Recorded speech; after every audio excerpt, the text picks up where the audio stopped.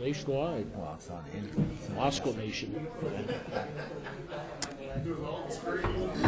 Good evening, everybody. It is Monday, March 16th, and we are starting just a few minutes late. We've had a little bit of technical difficulties, so thank you for the crowd to be patient with us, and we will start this thing off.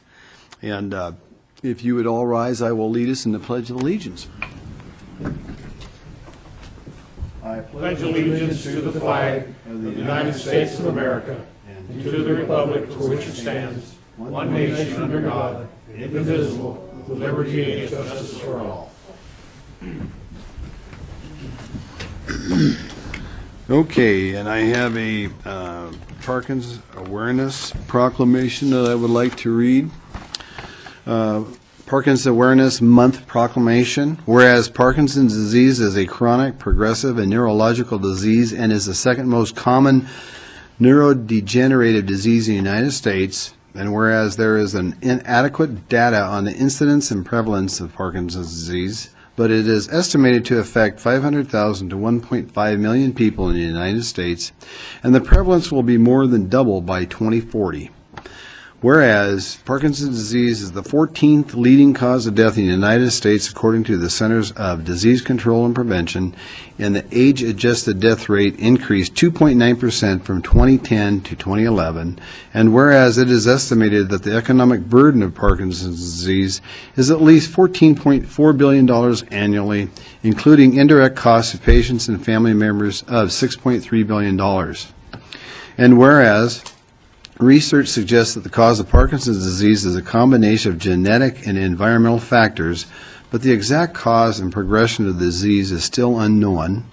And whereas there is no objective test or biomarker for Parkinson's disease, and the rate of misdiagnosis can be high, whereas the symptoms of Parkinson's disease vary from person to person and can include tremors, slowness of movement and rigidity, difficulty with balance, swallowing, chewing, and speaking, cognitive impairment and dementia, mood disorders, constipation, skin problems, and sleep difficulties. And whereas there is no cure, therapy, or drug to slow or halt the progression of Parkinson's disease, and whereas local, regional, and state volunteer researchers and medical professionals are working to improve the quality of life of persons living with Parkinson's disease and their families, and whereas increased education and research is needed to find more effective treatments with fewer side effects and ultimately a cure for Parkinson's disease. Now, therefore, I, Bill Lambert, the mayor of the city of Moscow, do hereby proclaim April 2015 to be Parkinson's Awareness Month in the city of Moscow, and I urge all citizens to remember and support people living with this disease and their families, as well as Parkinson's research and education. Is there anybody in the audience that would receive this proclamation from Parkinson's? I guess not, so I will give that back to you, Stephanie, at the end of the meeting. Okay, with that, I will move on to the consent agenda. Your Honor, I'd make a motion to accept the consent agenda as presented. Second. Okay, Dan made the motion to approve the consent agenda as is with Wayne's second. I will start the roll with John. Aye. Aye. Aye. Aye. Aye. And aye. Okay, we'll move on. There'll be a little bit of a change as we're going down here. Gary, let's see. Staff recognition report. Do you have anything tonight? Nothing tonight, Your Honor. Okay. Mayor's appointments.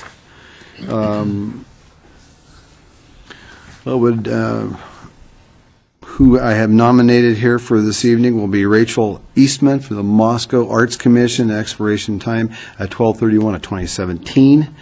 Robert Cooper, Parks and Recreation, for the term to expire on 12/31/2017. Jordan Durham, Moscow Arts Commission, and this is a college seat.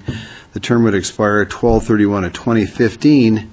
And the next 7 that I'm going to say are for our new Moscow Pathways Commission that the council just recently approved, and there's 7 of them. Judy Brown to expire 12/31/2017. Beck Chastain, term to expire 12/31/2016. Karen Clifford to expire 12/31/2015.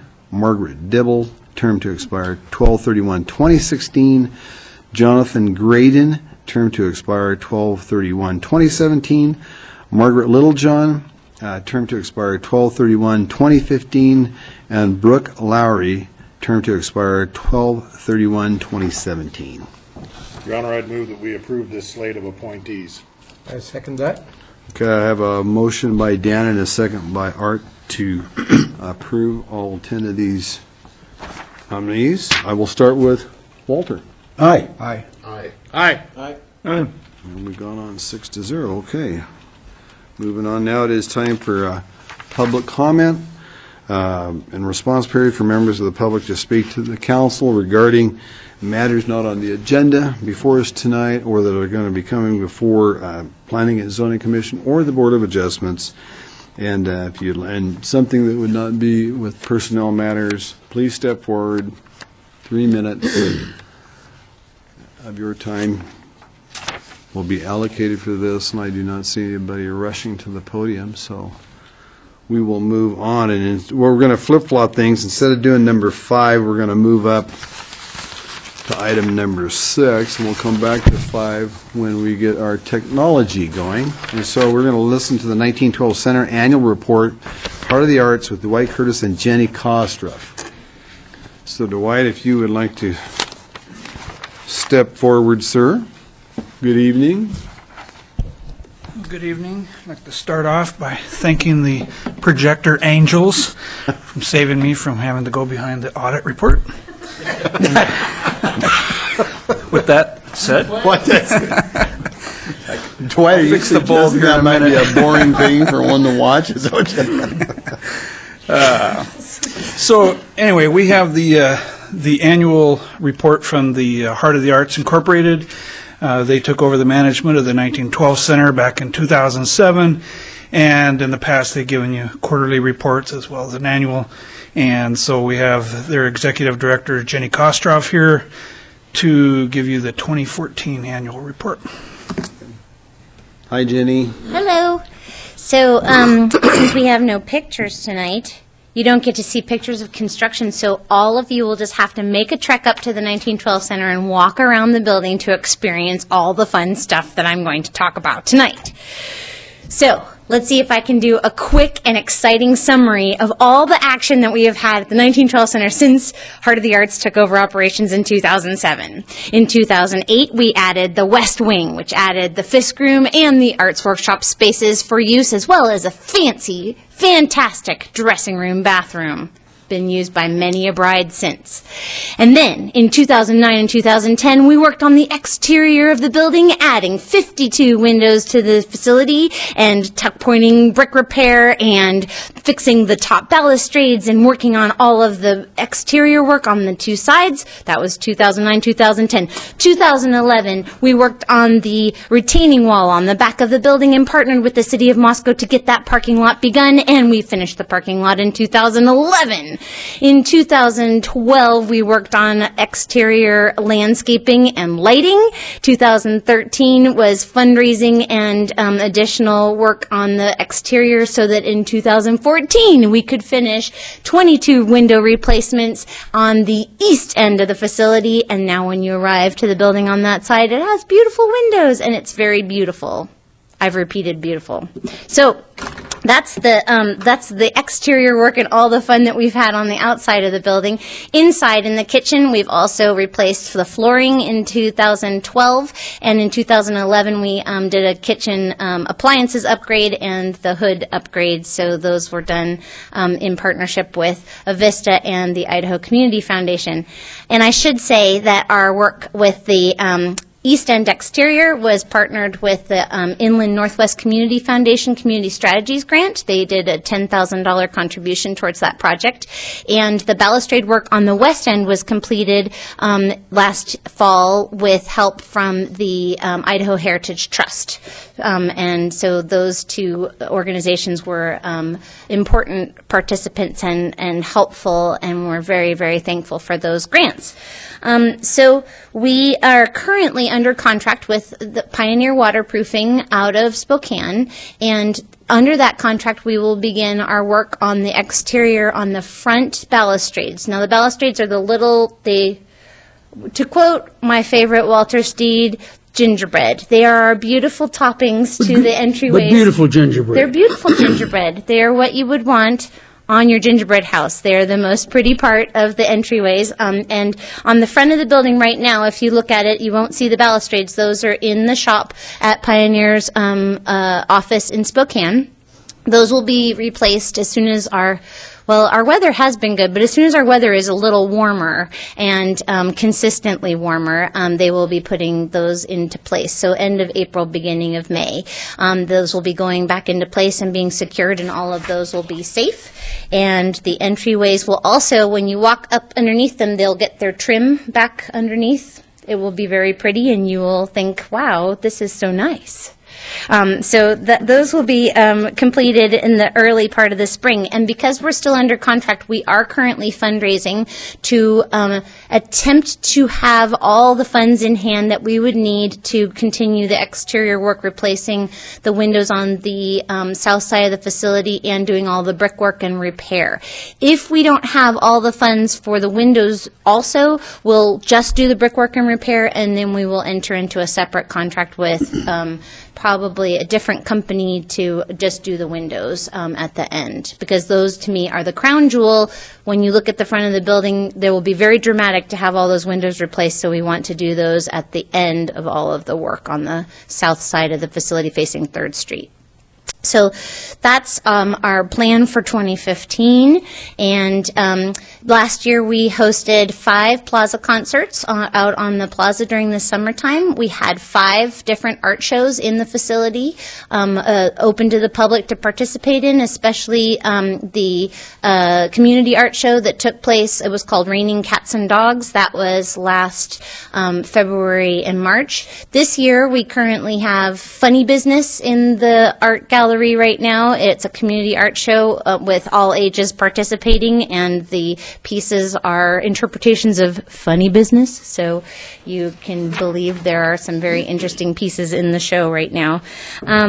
We also just completed our 11th season of winter markets, and they were very successful. We had 6 different markets, and wonderful weather for every single market. I don't know what happened there, but we had vegetables for sale all winter long at our markets, and that's not ever happened quite like that, to have greens at every single market.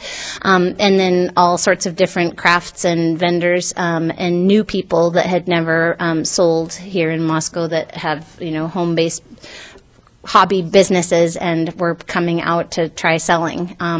So that was very fun to have different vendors at the markets. So that season just finished up March 7th, and we are having an incredible amount of rentals of the building, a very successful varieties of uses of the spaces. New partners like Festival Dance is now offering the cutest dance class you've ever seen on Monday afternoons in the Arts Workshop.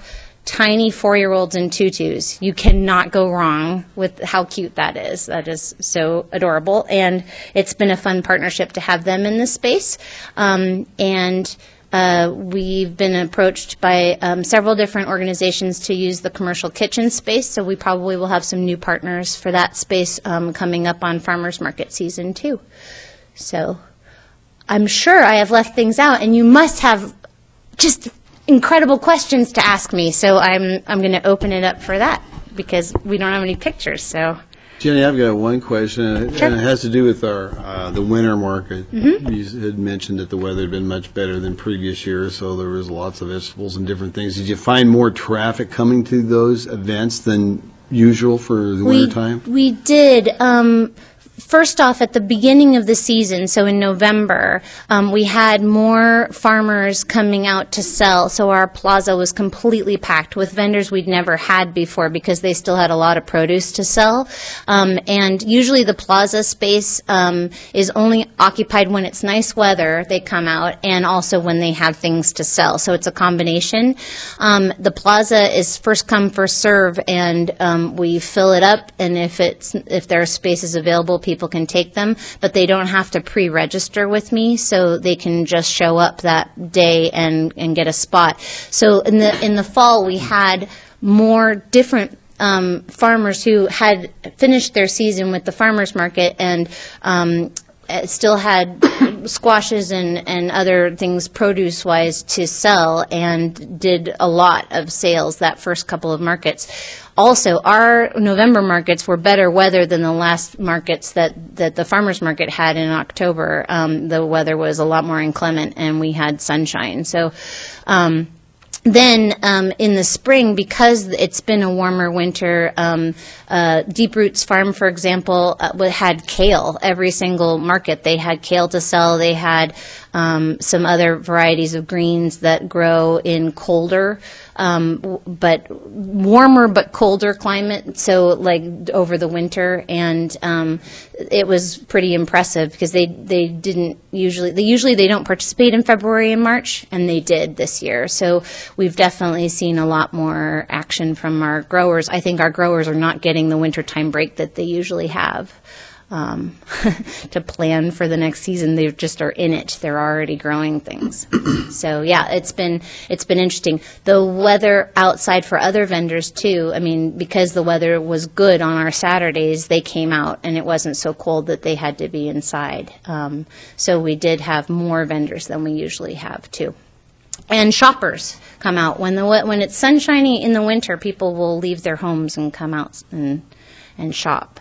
If it was raining or snowing, they are more likely to stay home. So we did have good traffic, too, coming through.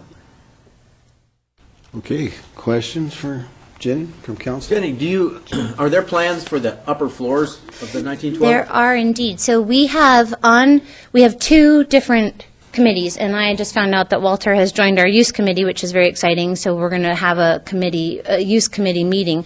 But there is a group within Heart of the Arts' board that is working on identifying the concept for upstairs, the bigger picture concept, like, okay, is this going to be a general use auditorium? Are we going to have a tenant for this space? Are we thinking that we want to look for specific uses upstairs, or are we going to let things be more whoever would like to rent this space, whatever the size of space? So we're working out a basic plan within Heart of the Arts' committee that will then go to the use committee for approval, and then the use committee will direct the choices of tenants. So then at that point that we get to where we have, say, for example, a 700 square foot space that could be used by, I'll just pull one out of my hat, like, say it's going to be used for karate or like martial arts. And then the use committee is tasked with having the martial arts groups that would like to be a tenant in that space apply to the use committee and would be reviewed, and then we would select. But that's down the road. And so what the idea is first is to get a concept for all the spaces that are upstairs that's in accordance with all of the work that's been done before. There have been a number of different public sessions where we've talked with the community about what would you like to see in the 1912 Center, and our lease agreement also has certain things that have been outlined, like the very top center of the building needs to be kept as a solid space. It can't be broken up into smaller spaces. So adhering to both our lease agreement and the previous conversations that have happened with the community, we're going to then be able to create a plan for upstairs that will guide the fundraising and the construction for those floors prior to actually getting tenants into the building. And I say tenants because it could be general rental would come through Heart of the Arts, like all the other spaces, like we rent the Great Room and the Arts Workshop and the Fisk Room. Those come through our office. But we could also have groups like Friendly Neighbors who are a regular tenant in this space, and they pay us a monthly rent to use the building. So we could have any kind of different tenant in the building, partners with the space. But it's a slow process because right now we're still working on the exterior of the facility. I need to raise $150,000 to complete that project this year. So once that's done, we can then start directing our energies and funds into the interior. And it'll probably be in small stages that we are able to renovate and occupy the spaces smartly, that we would not add too much new facility to the community at any one time, because if we were to open up 20,000 more square feet of usable space to the community at one time, it wouldn't get used all at the same time. But if we introduce things slowly, people can say, oh, I could have my book club in here, or oh, I would be able to play bunco in this space, or this is a great place to have our regular meeting. And so when people get to know it slowly and we only have a few spaces, we can really properly introduce them to the community so they get an idea of what they could do with them. And then we wouldn't be sitting with a large amount of unoccupied space at one time that we would have to heat and not have that offset of occupying rental revenue. So that's the idea. So your time frame would be probably at least 5 years out before we see anything up there. I would say 3 to 5 years. I would love to have another piece of the building up and operational, even if it's just 2 700 square foot spaces and a bathroom up for the community in 3 years. So, Which square feet is that third floor? well, each of the 2 floors that are left are 10,000 square feet apiece. And that's including hallway space. Walter? Jenny, as I've said before, I think Heart of the Arts and yourself in particular have done a great job with that building. Thank you. Your list of what all you've accomplished in the 8 years that you've had the contract. That brings me to my question. I believe it's 8 years, May 1st, Yep. that the Heart of the Arts had the contract with the city to manage the building, yet you've been running the winter market for 11 years. So it was one of the first programs that Heart of the Arts started doing when the city owned and managed. We rented. So Heart of the Arts actually paid the city rent to rent the facility to do a market in To run the market. Good answer. Thank you. I knew there was an explanation. Yep. Other questions for Jenny? What's, Well, thank you, Jenny, very much for the report. they fixed your I would technical entertain a difficulties. motion from somebody here I to, move we accept the report. okay? Second. Dan made a motion to accept the Heart of the Arts report with Jim Boland's second. I will start to roll with John. Aye. Aye. Aye. Aye. Aye. Hi. Okay, we'll move on. Thank you very much, you. Jenny, for all your wonderful work. And then if you get it, you can always watch it. It's on the computer. Okay, we'll take that under advisement. I guess we'll move on to street closures with Les McDonald and Tyler Palmer. We'll go to item number 7. Your Honor, if I may, Jesse Flowers, our Information Services Director, is retrieving a portable PowerPoint projector. Okay. I had to go back out to their office at the Egan to pick it up, so Okay. it should be here for the audit. So we'll just move on. We'll do 7, 8, and 9, and then Don can do it. I'd like to bring it up. Yep, he'll follow the end. You'll be lucky to see the light of a PowerPoint. Okay, Les, you have the podium, sir.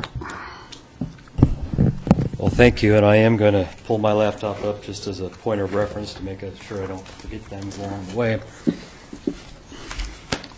The item that we'll be talking about tonight is a proposed policy dealing with closures of city streets and city right-of-way for a variety of uses. And within that policy, there are a number of different components. They are the objective section. There's a background section on procedures and conditions, and then general provisions, what happens for noncompliance with permits, and then contact information. So we'll talk about really all of those in a little more detail, with the exception of the general provisions and contact information, fairly explanatory when you look at the document in your packet. The policy objective, the first section, is really pretty straightforward. It's really to provide a consistent and predictable methodology. Just that easy. We have a lot of permits that are processed, a lot of street closure requests that are received every year, and we want to make sure that we are providing a process and a set of standards and criteria that are used when we look at those applications that are consistent, that are equitable, and that are applied evenly throughout the year and throughout from year to year for all the different types of uses that people propose. In the background section, there's a number of things within there, but it's really, it talks about the fact that there are multiple requests that are received every year.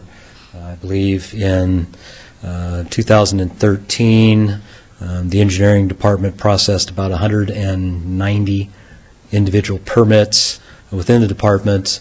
Of those, approximately 40% were related to street closures of some kind.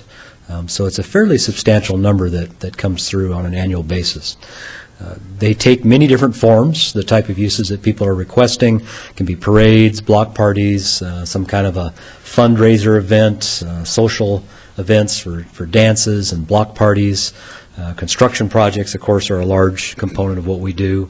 There are a certain amount of fun runs, little marches along the sidewalks, rallies, musical shows, just all different types of forms. So as part of the policy, we've tried to categorize those somewhat to, again, be able to put some consistency in how we deal with them. One of the bigger sections that's in there, it talks about procedures. How are we going to process the applications that are received for closures of public right-of-way? And keeping in mind that, I'll keep calling it public right-of-way because we have to remember that these are public streets and alleys and sidewalks and property that are there for the benefit of the public, to be used daily by the public in transportation, recreation, commerce, all of those things that happen within public streets. That's important when we start thinking about, okay, if we're going to close those streets, what are the impacts? Why are we closing it? Is there a good reason to close it? Is it something that can be done safely? I mean, those kind of things come into our consideration of applicants' permits when they submit them to us. So the Engineering Division of Public Works takes all of those applications. We review those with the Street Department for most of those types of applications today. For some, such as parades, we do bring in the Parks and Recreation Department, Police Department, and Fire Department. Those bigger ones that have a larger impact require additional resources, or in the case of fire, could hinder response times to events or for medical situations. There are fees associated with street closures, and those are established through the fee schedule every year as adopted by the City Council. And it's anticipated that there will be revisions related to the policy in this upcoming fee schedule if it is not something that we actually bring forward earlier than the summer. It's a consideration based on what the council chooses to do with the policy and the timing of those actions. Within the conditions section, we've broken it out really into 4 different categories: parades, community events, neighborhood block parties, and construction closures. Now, parades are pretty obvious. You know what those are. We see the University of Idaho Homecoming Parade. We see a Light Up the Night Parade. You might see a Mardi Gras Parade. High school has parades once in a while. Different types that do occur. And primarily they're downtown on Main Street. Occasionally we'll see them, for instance, for the high school somewhere else. Community events are those types of activities that are not parades but often occur in the downtown area, so they're along Main Street. It may be something like a Trinity Fest or a New Art block party or something of that nature that is on Main Street or some other major street in the system. But it's not a parade, but it does require street closures. It's open to the public. There's different activities that go along with it. The neighborhood block parties are fairly obvious, as would be construction closures. Within the policy, we've set some parameters that we feel are appropriate to put some limitations on the use of that public right-of-way so that it doesn't get excessive and so that it can be equally shared amongst different events that may be ongoing. And so we don't want them to be too long or too many days, but we do want to make it as usable as we can, balancing the needs of the public and particularly in the case of downtown, those downtown businesses that may be impacted by events. So for parade closures within the policy, some of the initial conditions that we've recommended would be that there be some duration limitations. So 8 hours closure per day for parades. That gives you staging time, preparation, event time, and then clean up and pick up when you're done. So an 8-hour maximum between the hours of 7 a.m. and midnight, 1 day per weekend, so not a 2-day type of event. and there would be the ability for exceptions to those limitations to be granted by the city supervisor. One of the provisions that's in there is that parades cannot conflict with the farmers market. And there's, of course, the one exception, which we're all aware of, which is the University of Idaho homecoming, which predates the farmers market, even though the market's been around as long as it has. And the council has taken action in this last year to allow the University of Idaho homecoming parade to continue on Main Street while the market moved temporarily back to the Jackson Street parking lot. We've anticipated that that situation would probably occur again. But other than that, the provision that's in here would be that no other parades and other events would conflict with the market. So the market has the priority on those days on Main Street. A change that's in here in a number of the different situations or classifications has to do with cost. Historically, we have charged a permit fee, a street closure fee for parades and for closures of the public right-of-way, but that has not come anywhere close to matching the costs that the city incurs, be it in public works and police primarily, could be a little bit in parks, could be a little bit in fire, related to actually setting up and monitoring and administering the event itself.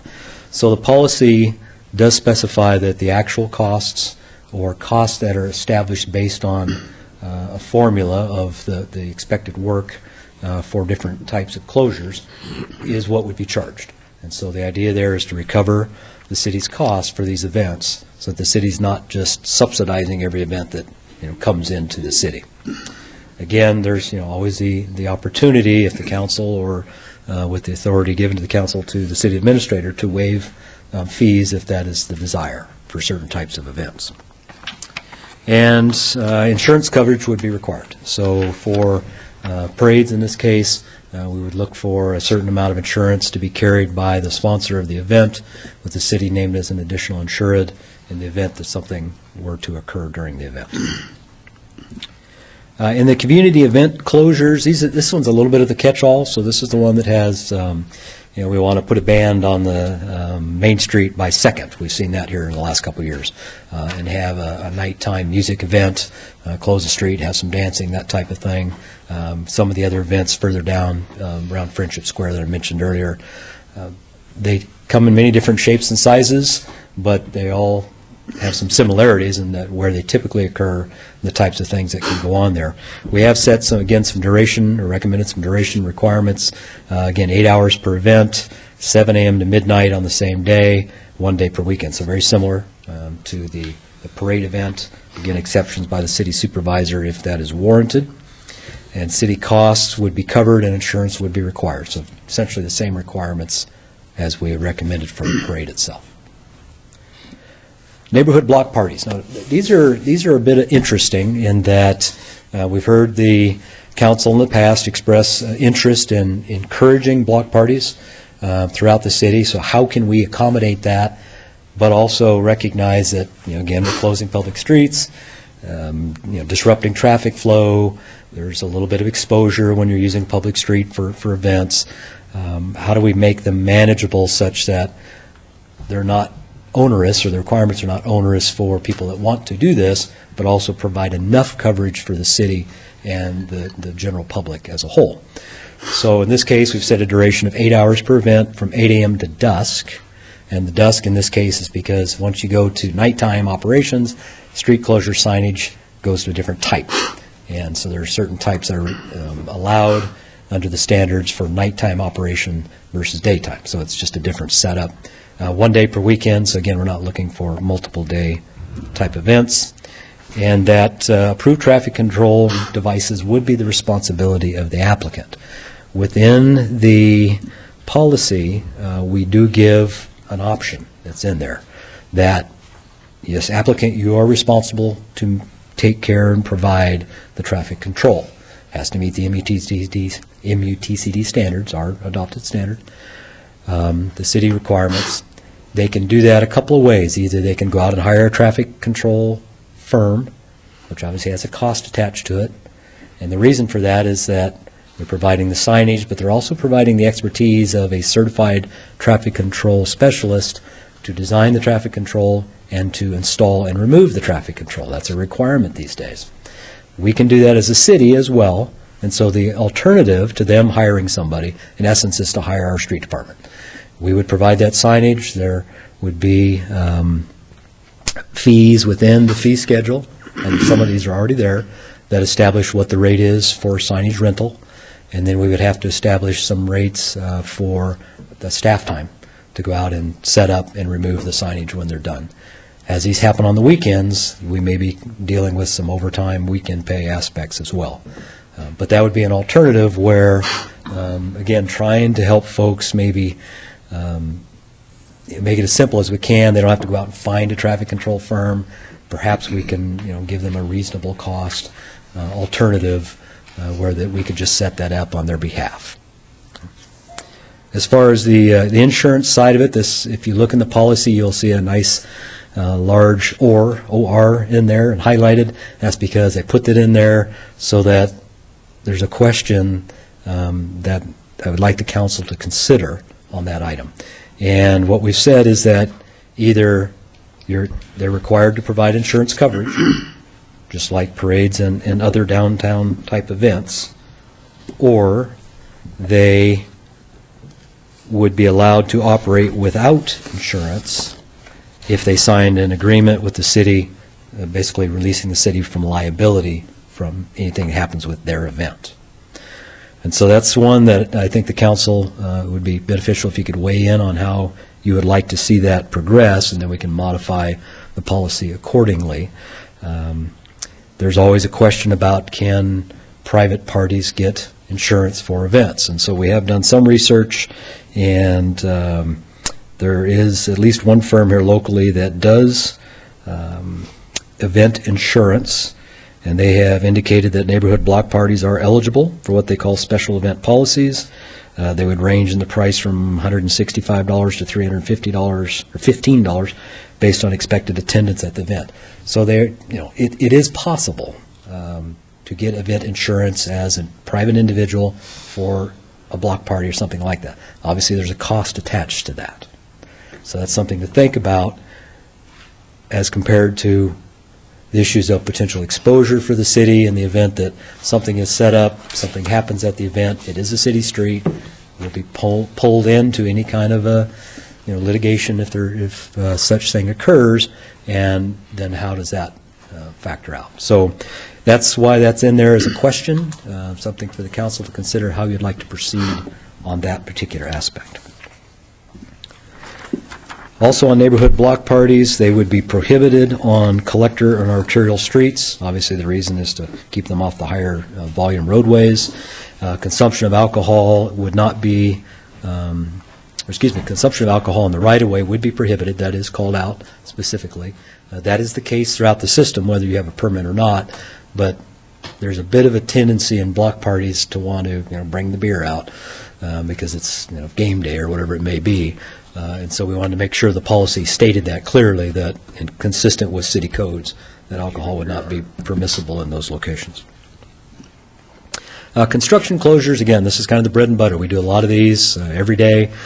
We have set some limitations in here, 12 hours per day, 7 a.m. to dusk, but that extended and night closures are allowed with approval.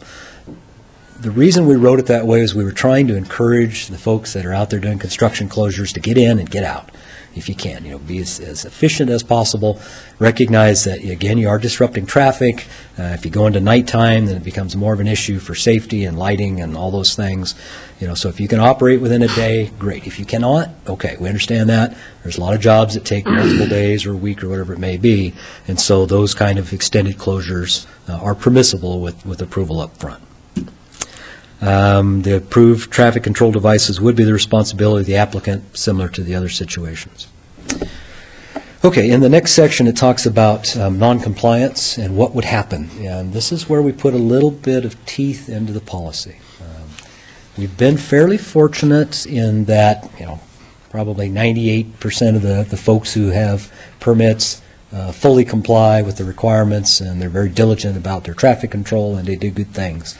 But there are some that do create some problems for us. And we've had situations where either somebody's closed the street without a permit when one is needed, or they've failed to put up the appropriate traffic control. You get the couple of fold-up tables that are out across the street and rather than appropriate signage.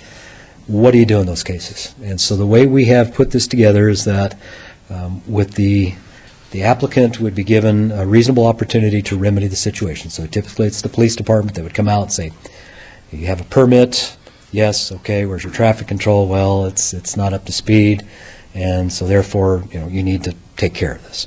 If they do, great, life's good, proceed, go on your merry way. If they don't, then the city would have the ability to revoke the permit. In some cases, that would seem like, well, what's the effect? I mean, it's a one-time event, it's almost over, oh, your permit's gone, end of story, and who cares, right? Well, in order to carry it beyond that, we put a provision in here that said that if you have your permit revoked for failure to follow the provisions of the permit itself, you would not be allowed to get another permit for a period of 1 year. After that year, you can apply again and get permits. If you were to offend again, so within a 2-year span of the original offense, then you would be prohibited from permits for that purpose for a period of 5 years.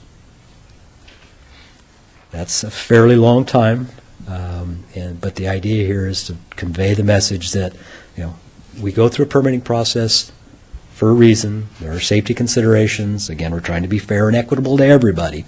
So if somebody's choosing not to do it and skirts through the process, there needs to be some form of repercussion for that. So that's the way it's written. If the council desires to do something different, we can certainly make modifications. One other item that's in here, and it's right towards the end of the policy, it's on the last page, section 6, and it's highlighted in yellow.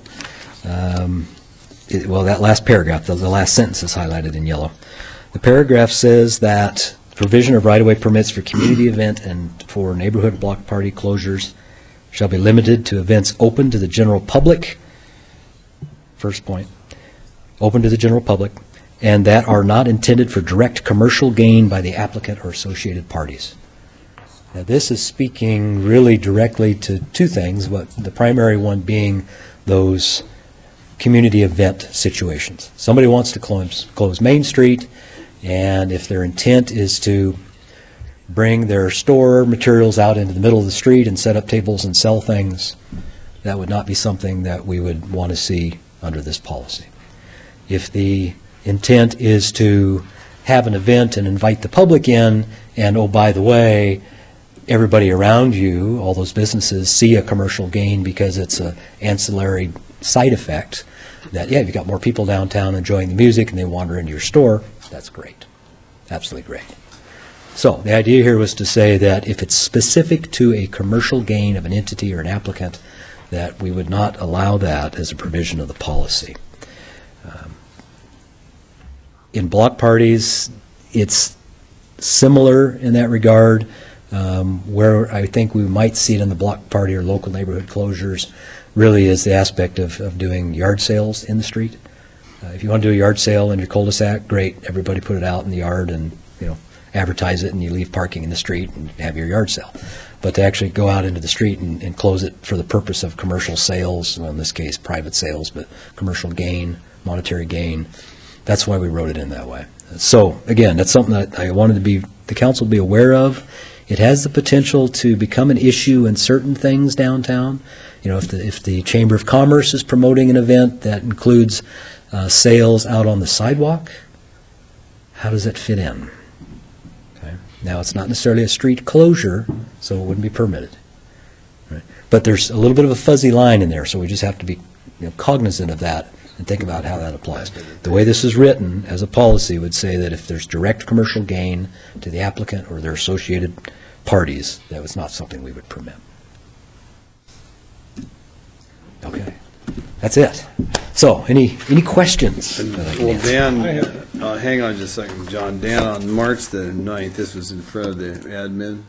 It was, and Les went through the fee schedule thing. Tyler had explained that to us, how they came up with that schedule based on the actual costs of closing the streets and things like that.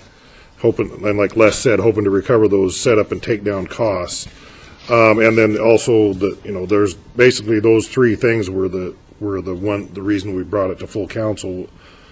was the fee schedule, which will come to us later, the either release of liability or insurance for the block parties, and then that last sentence there about the Commercial gain. that last paragraph about the financial gain. And I had a question about that, Les. Say I'm having a block party to try and raise some money for leukemia research or something like that. Would that be, maybe it's a Rod question there, would that be for financial gain, or since, I'm doing it for charity, is that something different? I think you'd characterize that, council, as a charity event, and I don't think that would be a personal economic benefit. So it's kind of more like how Mardi Gras is trying to raise funds for the Some cause. the youth stuff there. And we do see those. That was the intent of the discussion. Okay. Yeah, we have 2 or 3 a year events. It's either a dance or a block party of some kind to raise funds. Sometimes it's near campus. So we do see those, and I would agree. I would not see that as a direct commercial gain. I'd see that as a charity supporting event. Okay. Hey, John, you had a question? Yeah, according to what you said,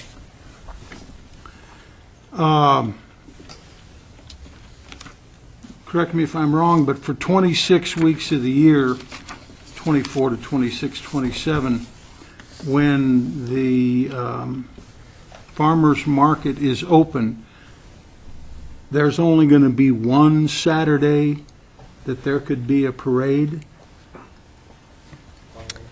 As far as the time of day that the market is open on Main Street, that is the provision that is here. So while the market is in operation until 1 p.m., that there would not be a parade during that time frame.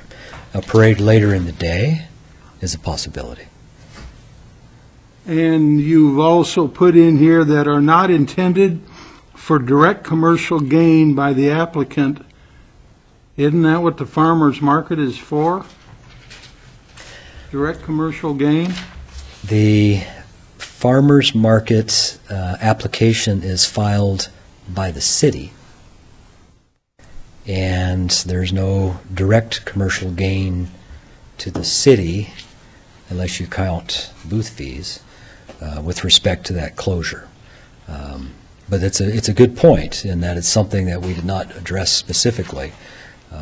Maybe that a caveat of some sort that excludes the farmers market or other, city-sponsored events, perhaps, might be appropriate.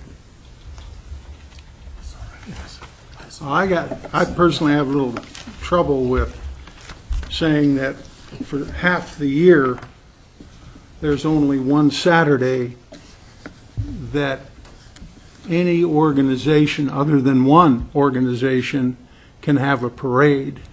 I don't think that's anywhere approaching equal treatment. Yeah. And within the policy right now, it does not say any can have that Saturday. It says that they will not conflict with the farmers market. Say that again, it what? Right now, the policy does not address that parade. It just says there will be no conflict with the farmers market. In other words, John, for the 26 weeks, if somebody had a parade from like 3 to 5, the farmer's market's not there. They're gone. Well, and Isn't that what my you're trying to point out my here? point was, if I may, Mr. Mayor, is that right now the policy does not give an exclusion to the U of I homecoming parade. It just says there will not be a conflict with the market.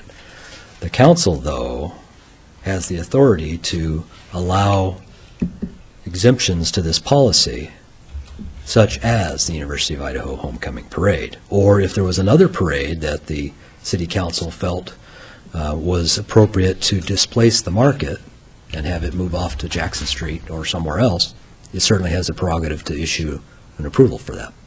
So this is a policy. This is a policy. And we can exempt ourselves or make exceptions to it on a case-by-case basis. Correct. Walter? if somebody comes and asks. If I may, Mr. Mayor, to follow up on that, I believe somewhere in here it says this, the city supervisor can. That's in A12, maybe? It's in there in a couple places. Now, two years ago, John, the question came up about the U of I parade displacing the farmers market, which had been moved to Main Street specifically by the city council. The former mayor and myself raised the question with the city supervisor, who had said that staff had said, we're going to move the market. The former mayor and I said, well, wait a minute, the market's on Main Street, because the council said the market's on Main Street. And we believe that the council should be the one to decide to displace the market to allow the parade, which ended up occurring. And then that, and Gary can correct me here, became council policy, and this past year it just happened. Is my sequence correct? Somewhat. What the issue with the first year is that there wasn't enough notice to the booth, the merchants in the farmers market, the vendors. So in the subsequent year, at the very beginning, we talked about it, and it was decided at that point that displacement for the homecoming parade was going to be okay. And that's current council policy. Exactly. So does this proposed policy conflict with that, or does it need to be included in this policy? It replaces that. So every year the council or the city supervisor is going to have to move the market. Is that correct? Yes, essentially. I mean, is that what we want to do? Yeah, unless you want to just say flat out that, you know, U of I homecoming parade will get precedence and the farmers market will be displaced. And that's, again, it's a council policy. What we've tried to do is, and I think the confusion you're talking about, Walter, was nobody had thought about it until about 3 weeks or a month before it occurred, and then it was, okay, what are we going to do? Do you displace the 100-year-old parade, or do you move the market for one Saturday back into the parking lot? After that, we talked about it. So I anticipate that continuing. But we've had other situations where the farmers market's been flexible. They haven't been displaced that often, but hours and that sort of thing. So again, it's a different policy. It's up to the council.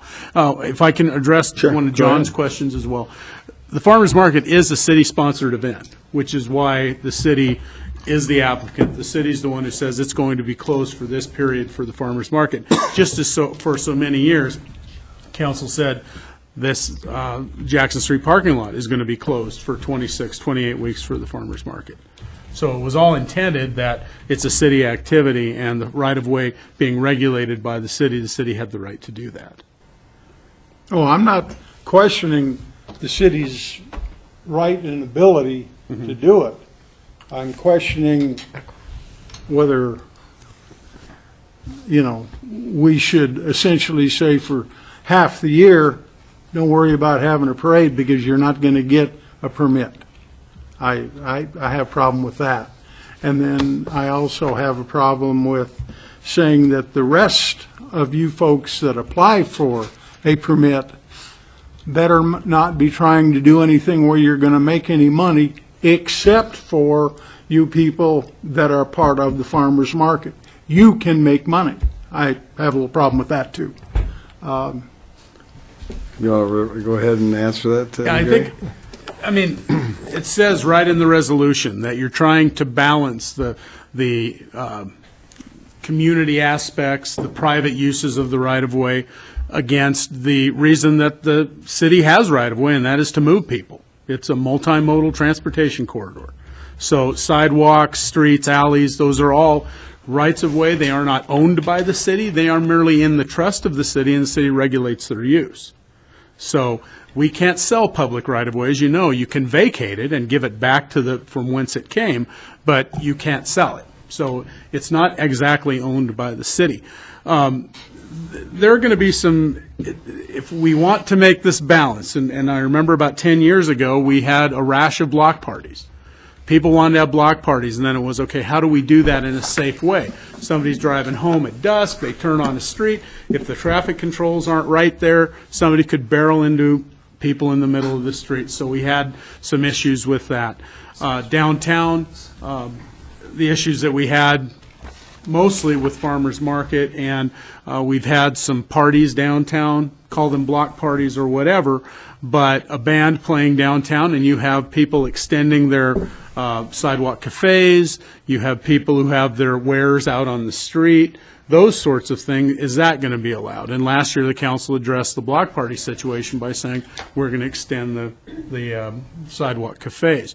In this situation, and Rod's going to talk about a proposal in the next item on your agenda, is is the council willing by resolution to allow alcohol, beer and wine, to be consumed on the public right-of-way in the central business district? Well, if you can't close down the public right-of-way for private use, then how is that going to be allowed at all? And the reason is because if it's closed for another reason, such as a block party, not the block party, but as a band's downtown, that an owner of a restaurant or a bar could petition the city to have an area that would be permitted for that use by resolution of the council, because the right-of-way is already closed at that time. It wouldn't be closed for their use. It's closed for the bigger event. So I understand your situation. It's just going to take a while for us to get this so it works smoothly. I'm going to talk to Dan first, I'll come back to you, Rod, in a second. John, I think of it like, say,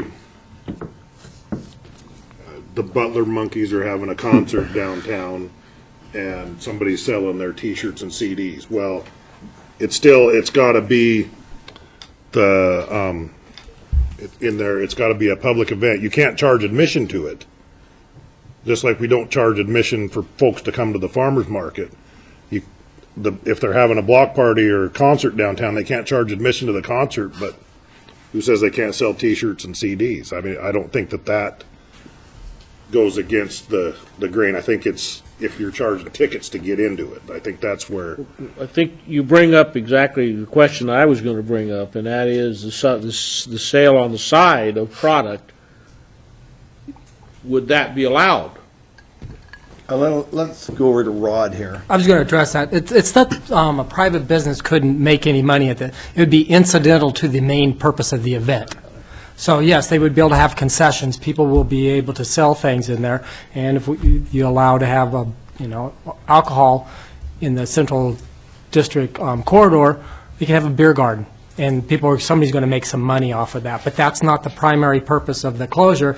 The closure is for a community benefit, and if other businesses come out and make it a bigger thing and they're selling things, I think that's better for it.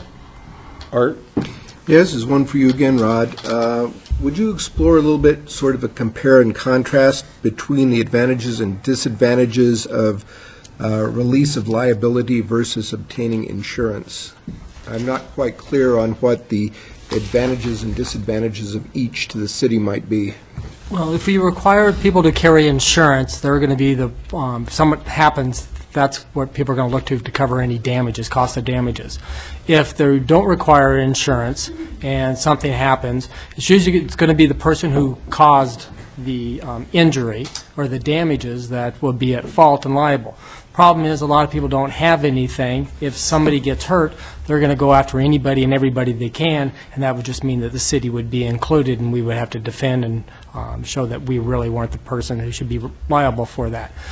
The question why we brought that up is if we require to have insurance, they're going to have the insurance policy, and that's going to add to the cost, which will probably decrease the amount of people that are willing to do the block parties. So it's just whether policy, if we want to encourage the block parties and try to do it with, without having to raise the cost so much that a lot of people won't be able to afford to do that, or do you want to, take the risk and tell people that, so they're how going to be much responsible. protection does the city get afforded through a release of liability? None. Well, it shows that they're going to be the person taking responsibility. They're the first one's going to be named on any lawsuit. But if they don't have anything, you can expect there's going to be whoever they can think that's going to be liable that they'll go after. Gary? Just to amplify that a little bit, there are different degrees of protection. What they put in this is the ultimate protection, and that is that $500,000 worth of insurance with the city being named as an additional insured, which means that we have first-party coverage. If they merely have their own insurance and we aren't named as an additional insured, then that doesn't mean the city's off the hook. They can still come after us for our own negligence and that sort of thing. If you get a release or a release with an indemnification, all that's saying is that the party that is being sued may release us from liability. That doesn't mean the person suing is going to release us from liability. The indemnification is the person who is getting sued. If we get sued as well, they indemnify us. They have to pay, if they have the means, any award against us. So there's different degrees of protection. Mr. Mayor? Walter? Probably Gary, I guess. If I wish to rent the city swimming pool next summer for a granddaughter's birthday party, I can do so. Is that correct? My understanding, we have a program for that. There's a program for that and a fee structure for it. Am I required to get insurance? No, because or write a liability release? No.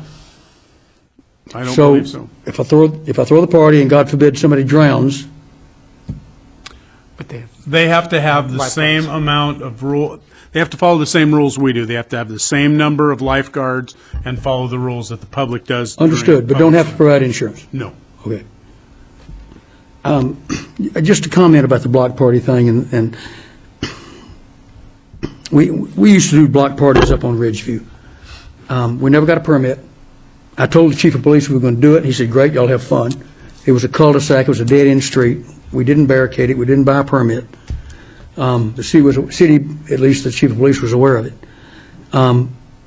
If you take this to a $40 permit and maybe $50 for signs, and then whether you do or don't go with insurance, that block party's going away. I just don't think people would be interested. That's not to say we shouldn't do what's proposed here, but I think it will have an impact on at least block parties. The larger events probably have the wherewithal, or it's a big enough event that they wish to provide the various things that we're asking for. If I may, Mr. Mayor? Continue. Les, quickly, what's changed here is, I think, two things, and if I've missed something, tell me. One, we're putting in writing a policy. Up to now and through now, we've had some idea of how to do this. The staff's had a method and a madness, pardon the madness part.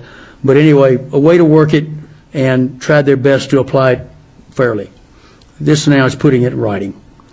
Secondly, it creates some fees that we do not have. There are fees for certain things that are in here. Other fees are not in the fee resolution. So Yes to the first statement, and the second, just a slight qualification is that this would indicate that we would be charging the fees, and then obviously within the fee schedule, we would create those that don't exist today. So should the council... Yes to both. Should the council adopt this, then we would need to either modify the 2015 fee schedule if it's to become effective right away, Yes. or wait until the adoption of the 2016 fee schedule. Yes. Okay, if I may. Okay. You've talked about the insurance, and I've talked about the block parties. Under construction, Les, does that apply to the city's construction? The city typically does not... Or does it need to exclude the city's construction? Yeah, the city typically does not issue itself permits for construction, and the reason for that is that it is the same personnel that generally are involved in monitoring and policing those activities that are performing the activities. And so the knowledge is there. We have a comfort level that we are doing things the way they're supposed to be done. We are very careful about making sure that is indeed the case. So it's a process that, because we do maintenance on the streets every day, that we do not go through that permitting process for the city's activities for construction or maintenance. If we do a remodel of the man building, does the city buy a building permit? Yes. Okay. Then if we do it there, if it's not excluded within this proposed policy, why wouldn't we do the following conditions which apply to street, alley, and sidewalk closures for construction and maintenance activities? I'm merely suggesting that possibly the city should be excluded in paragraph D under the construction closures, because if we're purchasing building permits for work we do on our own buildings, then under this, it would look to me like we ought to be doing all this as well. Just a thought. That's all I have for the moment, Mayor. Thank you.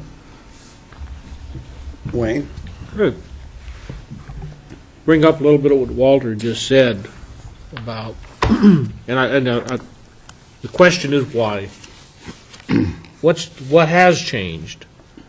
That all of a sudden we've identified this major need, that we needed more laws and we need more control. Has something bad happened, or do we anticipate something bad is going to happen, that we need to have better control? We'll let Gary answer that. Gary, you want to? Well, there are a couple things. What I think Public Works is trying to do is to get some certainty about what the rules are, number one, and to get a set policy from the council. What we're seeing is more and more requests to close Main Street. As John indicated, for 26, 28 weeks, it's closed every Saturday morning for farmers market, which now that it's moved to Main Street, and that was council decision to move it to Main Street, and I think clearly it was the right decision, it still takes Main Street away from the traveling public. So what may have been a reasonable number of closures in the past now just is exacerbated. So you get to the point where if the main reason for public right-of-way is to move people and you're closing it for these events, staff's feeling like we need some guidance as to know when we should and should not do that. For instance, last year we had the Vandal Block Party, which was set up, Vandaltown Block Party, which was a welcoming back of the students, city-sponsored, but there were two other block parties, if you will, that were informal. They were held pursuant to street closures, but they had live bands and that sort of thing, and I think they were fairly well received. We worked with the applicants and got them so the noise wasn't an issue and those sorts of things, but still it closed the public right-of-way down. And of course, the sidewalk cafes are doing their business. They're selling alcohol within the confines of their cafe. So we're just trying to find out what the parameters are and what the council is comfortable with. Wayne? And I understand what you're saying, Gary, and particularly where Main Street is concerned, and this would in cases fall under the condition of community event closures. But my feeling falls back on the neighborhood block parties themselves, and I think Walter brought up a good point that put up more roadblocks to do it, charge more fees to do it, and there will be less of them. And the neighborhood block parties are the ones that I mostly have the concerns about. Mr. Mayor, if I may. Yeah. Wayne, I think that the spirit of this, Gary really hit on it. There were a few things that, as we constructed the policy, I think we had a very similar sentiment among staff as we looked at the block parties, because what we didn't want to have, we recognized the value in community cohesion and the ability to get with your neighbors and have a barbecue. And what we're also faced with as staff saying, okay, here are the liabilities, and so we want to make sure that the council's aware and that decision lies with the council, so that as staff we're not looking at that and saying, we're comfortable with this, when it's really not our role to make that decision, what we're comfortable with as far as that goes. The Main Street, we recognize that Moscow is really uniquely set up with our Main Street to be able to do really nice events. We have a couplet, we have alleys on each side. Main Street lends itself to closures for events like this fairly well, and we've worked to try and expedite that process and make that as palatable as possible.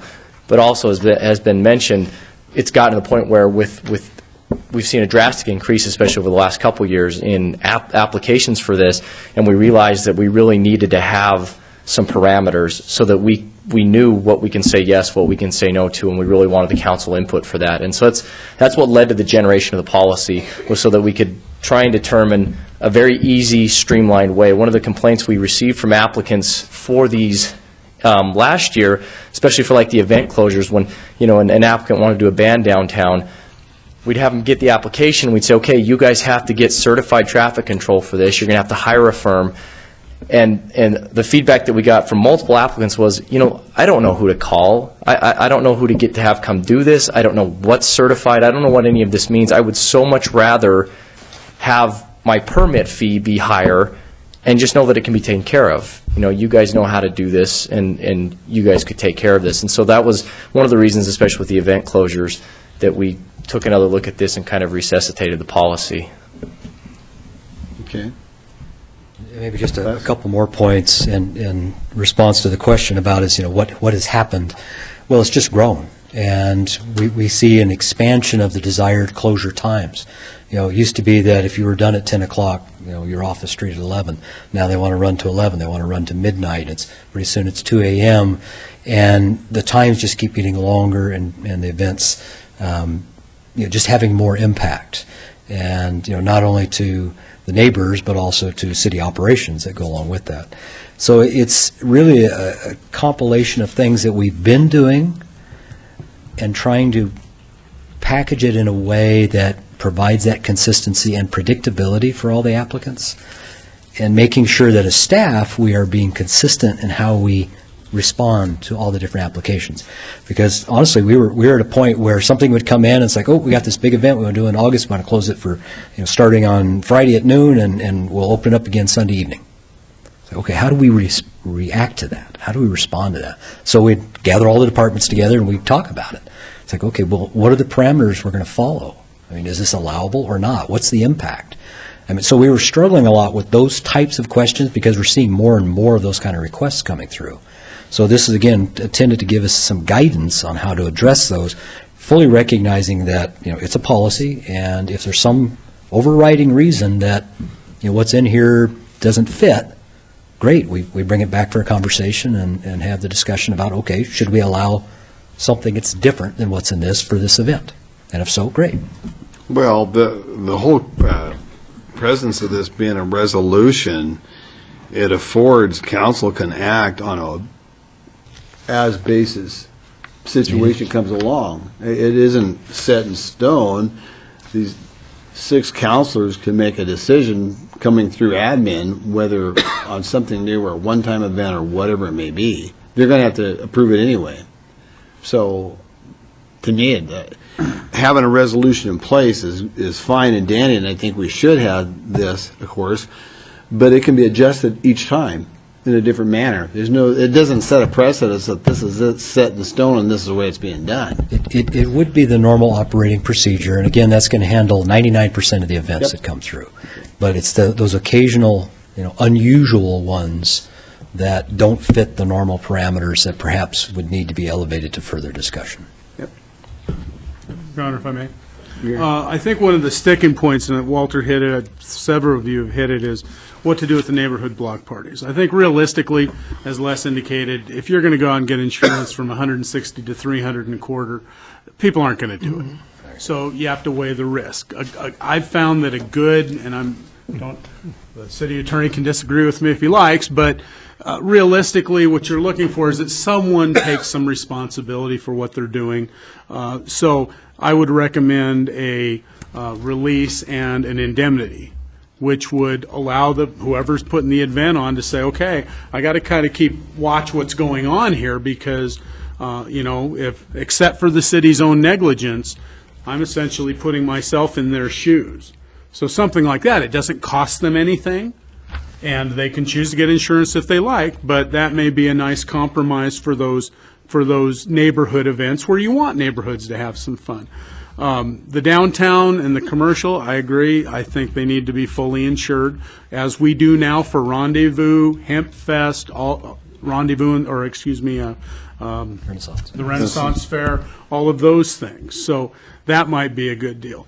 One of the things, Your Honor, that you stated that this is council policy. If you pass this, and what you're saying is this is how we expect the right-of-ways to be administered.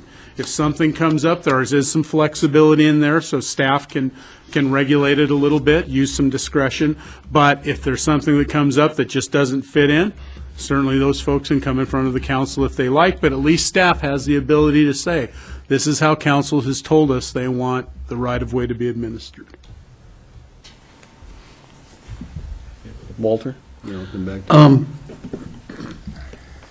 Les, there seems to be a little bit of possible conflict between the terms right-of-way and roadways.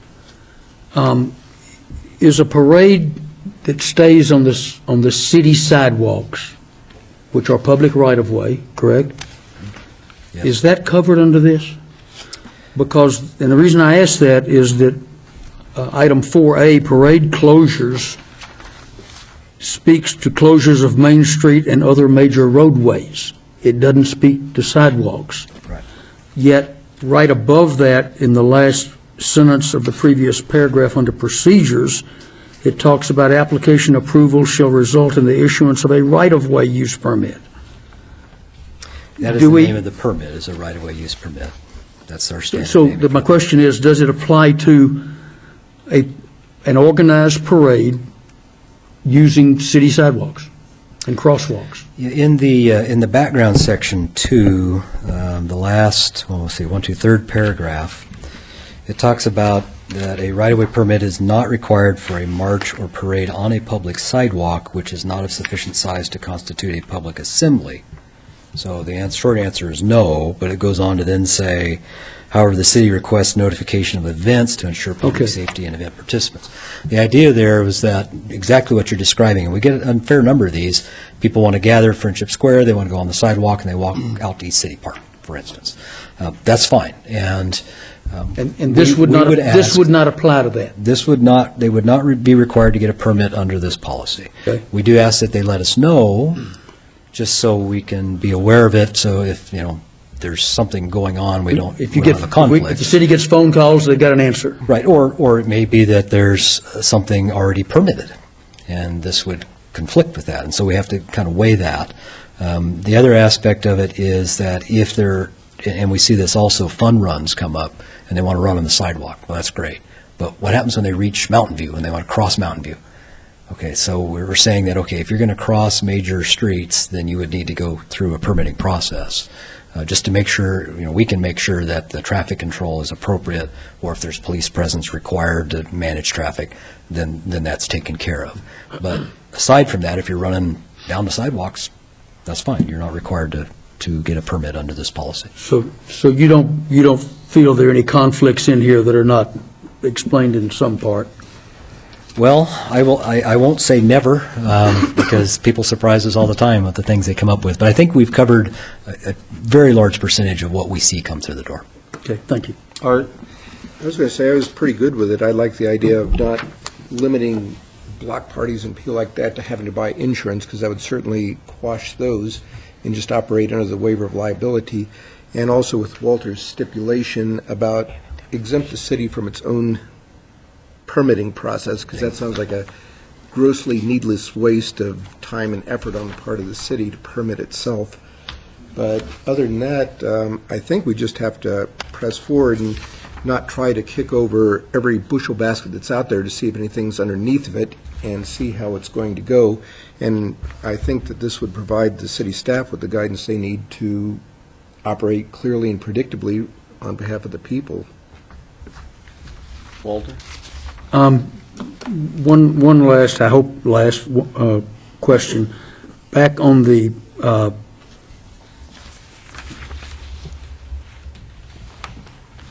not intended for direct commercial gain by the applicant.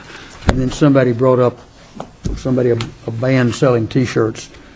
I have been to some, well, actually,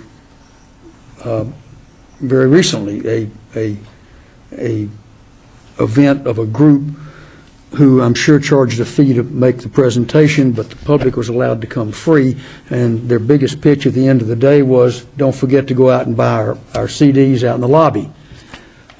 It was obvious to me that they weren't doing that just to make sure that you would have more of their material. They would make a profit off those CDs.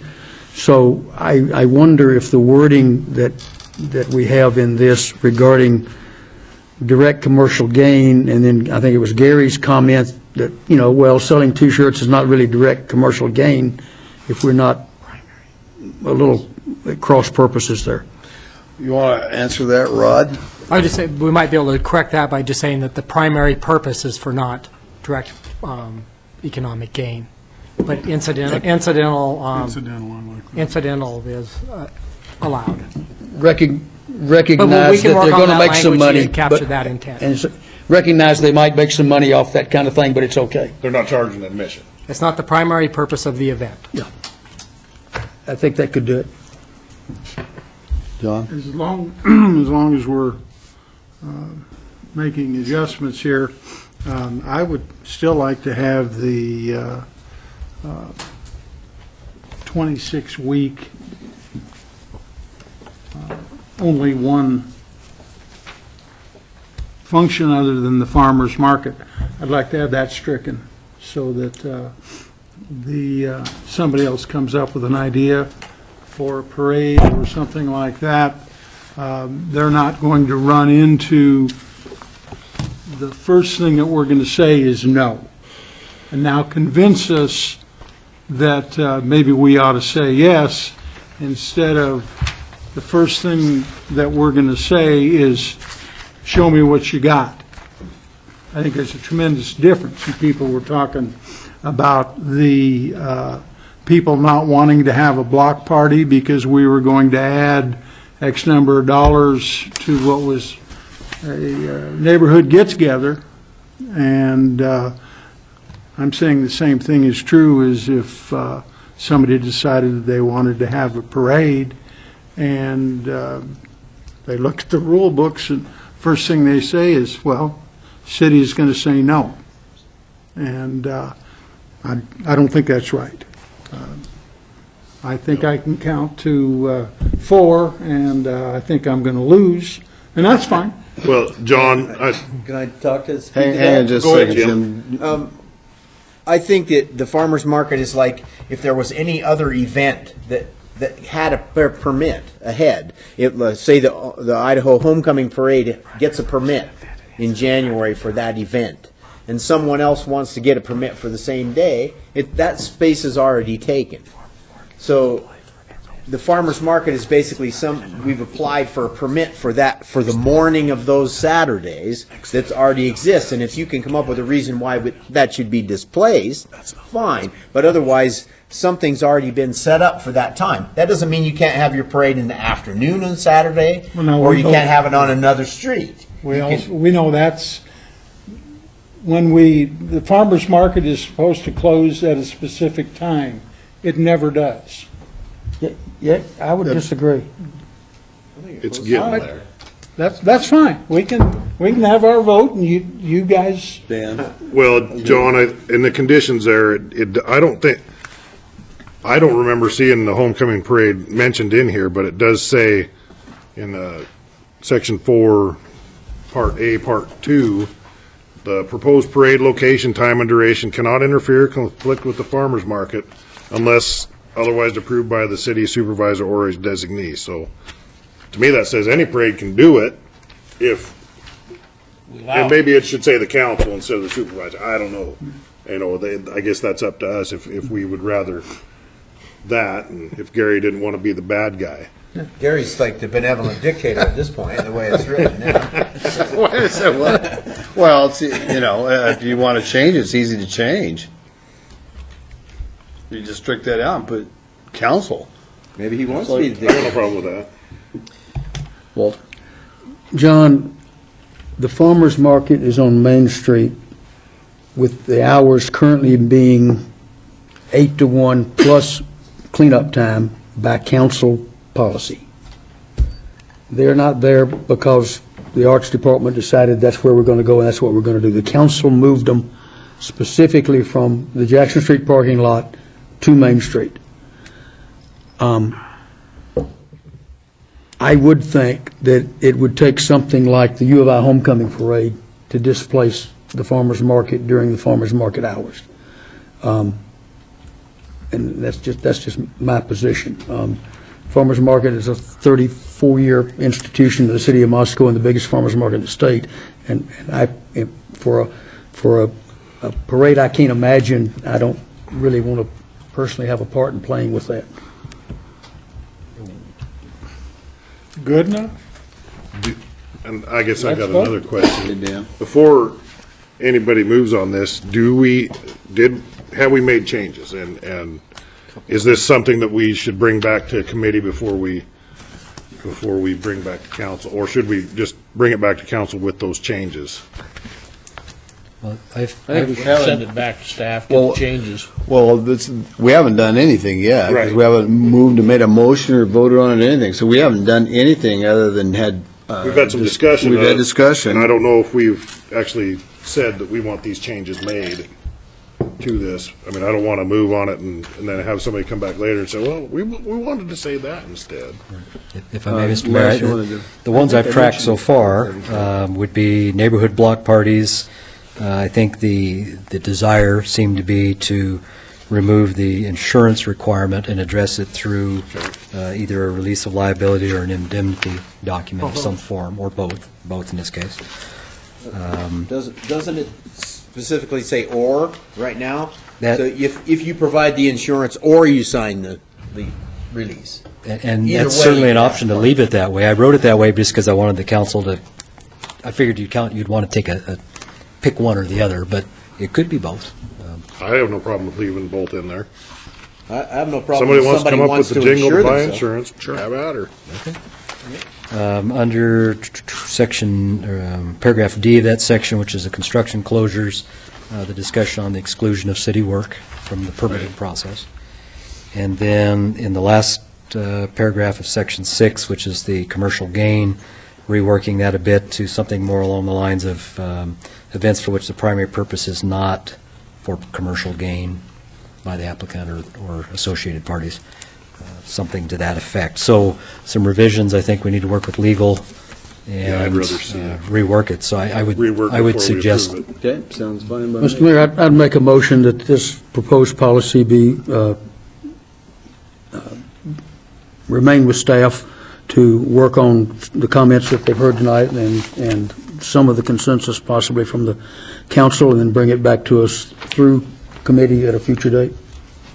Certainly do that. I don't, do we even need a motion or just a sentence? Yeah. If you need a motion, I'll second it. That was a motion. Well, we can vote on it. It's made a motion to remove it back to staff, and staff will make the adjustments and bring it back before the admin committee. Simple as that. We'll start with John. Aye. Aye. Aye. Aye. And I. Okay, so you have direction. Now we'll move on to 8, which is the amendment to the open container ordinance. Making Don sit here all night. Mr. Mayor, Council, tonight before you have a proposed amendment to the City of Moscow open container policy, or actually law. Under the current Moscow City Code, open containers are prohibited on public streets and public right-of-ways. Under this amendment, it would specifically allow open containers on certain public streets and/or public right-of-ways pursuant to any council resolution when the council deems that it's appropriate, with certain restrictions and controls. This amendment to the policy would only allow the change to occur within the central business district. Now, presently, you can have open containers in city parks at events per city council resolution. That's basically how this would operate also. Rod, could I have you put the microphone a little closer to your mouth? Sure. Thank you. There may be occasions where the present sale and consumption of alcoholic beverages are appropriate, and under the proposed amendment could be permitted with the proper controls as approved by the city council. Questions for Rod? Walter?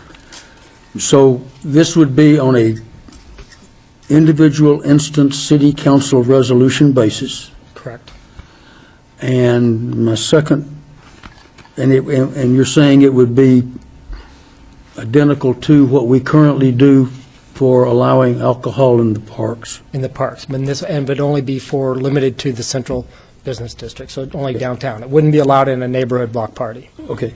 And then secondly, in the proposed new wording in section 112 of the ordinance, I'm a little confused what you mean at the last few words, or person to a sidewalk cafe license. Right now, alcohol is permitted on a public right-of-way pursuant to the sidewalk cafe license. It's not by specific action of the council. We have a policy and a method for that to happen. There is already a sidewalk cafe license that allows that to happen through a permitting process. So open containers are allowed in a sidewalk cafe now. Pursuant to ordinance. Pursuant to the city ordinance. Made that On ordinance. sidewalk Okay. cafes. And this is just reiterating that? Yes. It's not, Yes, just- it's not necessary to what we're doing here, but it's saying, we know we've already done it for sidewalk cafes. Yeah, so if somebody ever has that question, and looking at this, they'd say, oh, got it. sidewalks are already Okay. down. Sidewalk cafes are allowed. Okay. Wayne? Last fall, the farmers market did a test program on beer and wine tasting booths. And this was at Friendship Square. And the farmers market has been discussing the possibility of extending this onto Main Street. This then would cover that particular incident, Yes, it would. and this policy could be instituted for the entire season as opposed to having to do it each week. Yes, council could pass that by a resolution to allow that to happen throughout the whole season of farmers market.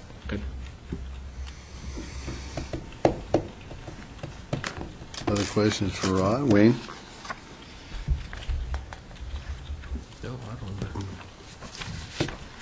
Bill, we talked about this at the admin committee and basically decided to forward it to council and recommended approval. So with that, I would make a motion to approve the ordinance under suspension of the rules requiring 3 complete and separate readings, and that it be read by title and published by summary. Okay, we've got a motion by Dan and a second by Wayne to approve the ordinance under the suspensions of the rules requiring 3 complete and separate readings, and that it be read by title and published by summary. I will start the vote with John. Aye. Aye. Aye. Aye. Aye. Okay, that is passed. This is ordinance number 2015-505. Okay. Ordinance number 2015-05, an ordinance of the City of Moscow, Idaho, a municipal corporation of the State of Idaho, providing for the amendment of Moscow City Code Title 10, Chapter 1, to allow by resolution the sale and use of alcoholic beverages within certain public streets and right-of-ways, providing that the provisions of this ordinance be deemed severable, and providing for this ordinance to be in full force and effect from the date of its passage, approval, and publication according to law. Okay. Moving on, we'll go to number 9, America's Best Communities, ABC Prize Campaign. Gary Reedner, sir. Thank you, Your Honor. My only regret is I wasn't able to leave like Dwight Curtis because the audit came after me. So I'll be here till the bitter end to listen to Don and Mitch. What I have, And looking forward to it. thank you very So much. the rest of us up here, Gary. What you have before you is a resolution of the City Council which memorializes the city's direction to apply for the America's Best Communities grant. This is something that was presented to you at last council meeting. It is the grant or it's a contest actually, which is being pursued by the City of Moscow and the City of Pullman jointly. City of Moscow is the primary sponsor. The nonprofit lead agency is the Moscow Chamber of Commerce. We're also receiving assistance from the Pullman Chamber of Commerce and local businesses as well. The idea is to get, hopefully, win the contest, or at least get fairly far along with it, to help offset the costs of the match for the FAA grants for the airport. So the resolution, as you can see, talks about the purpose of the contest, that the council wishes to participate and encourage it, identifying the contest, and then authorizing staff to proceed. Pullman City Council will be passing or considering this like resolution, I believe, at their meeting tomorrow night. So with that, it's all been explained to you. If you have questions, I'd be happy to answer them. Okay. Questions for Gary? Mr. Mayor, I would, we've heard about this, we've discussed it, I think we all agree to it, so I would make a motion that we approve the resolution for the America's Best Communities Prize Campaign application. I would second that. Okay, John made a motion to approve the resolution for America's Best Communities Prize Campaign application with Jim Boland second. I will start to roll with... A question before the vote, please.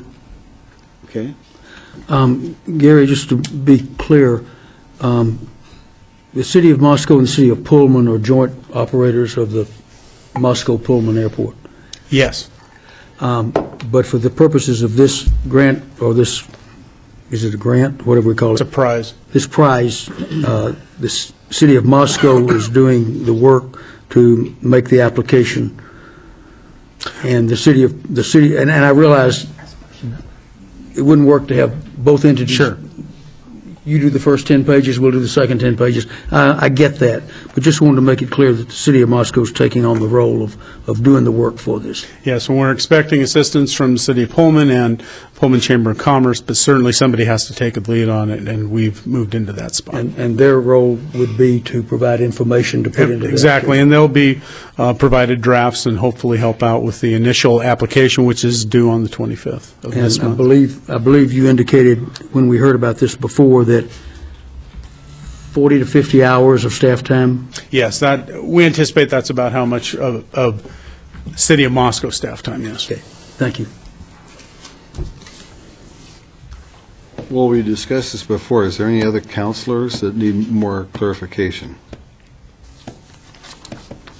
With that, I'll start with you, Walter. Aye. Aye. Okay, we'll move on. Jesse, are we going to be able to do? We can take a recess, Your Honor. Jesse will need about 5 minutes to set up. Okay, we will make this official. It is 8:42. We'll resume back at 8:47. John?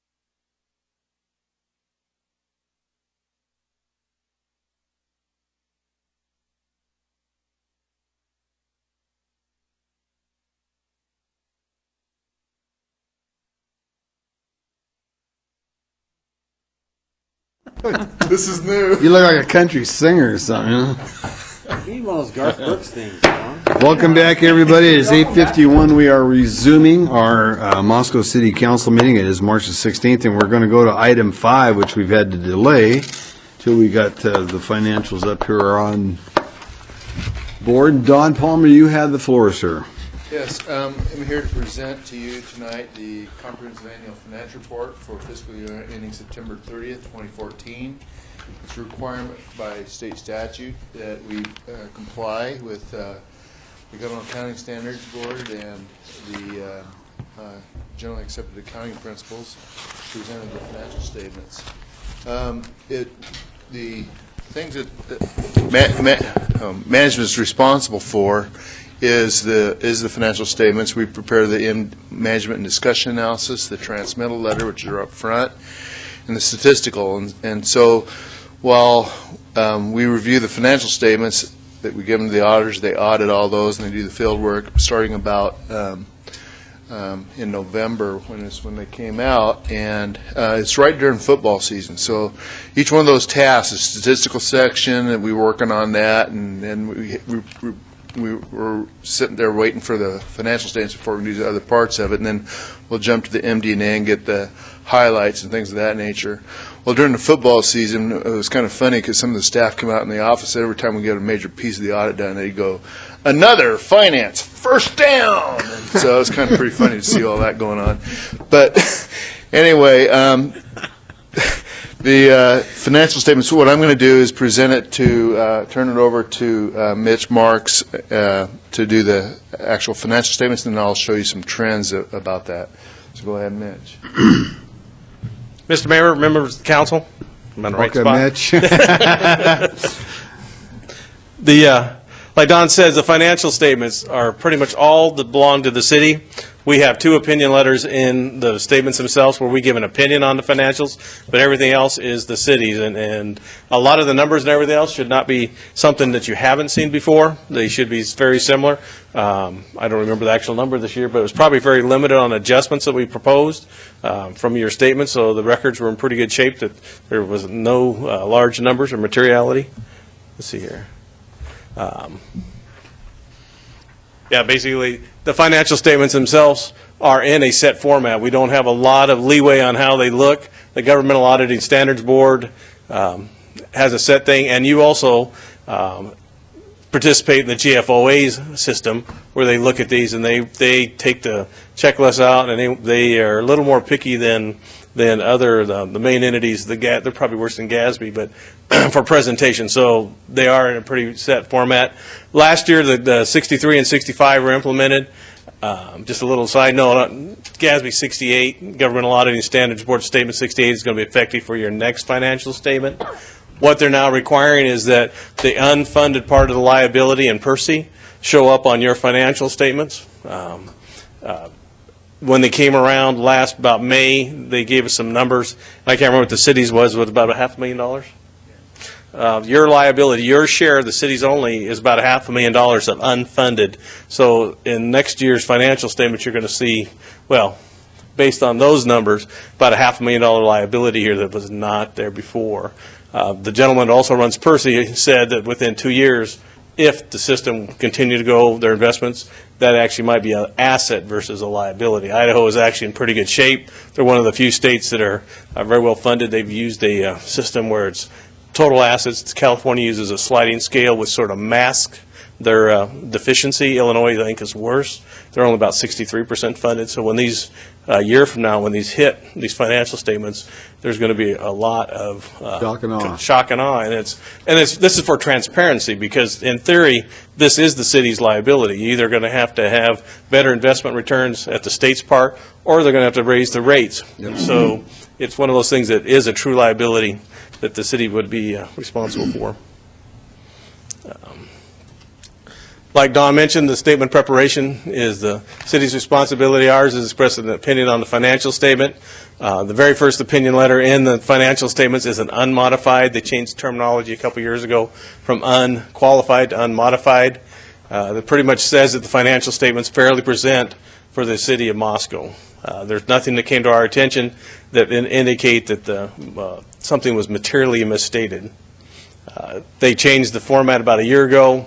It's about a 2.5-page report now, and it talks more about your responsibility, our responsibilities. It talks a little more definitions of the opinions, and it's quite extensive on what the letter is now. You do a CAFR, and then basically these are all the sections, and that's broken out. The compliance reporting, the last 2 pages of the report were a little bit different this year. You did not expend over $500,000 of federal funds in 2013 to 14. You spent about $486,000 of funds, so you were close. We started the single audit process, found a grant that was actually a state grant, not a federal grant, so we stopped that process. But so you got one less opinion this year than you did last year, but that's an opinion on internal control and compliance.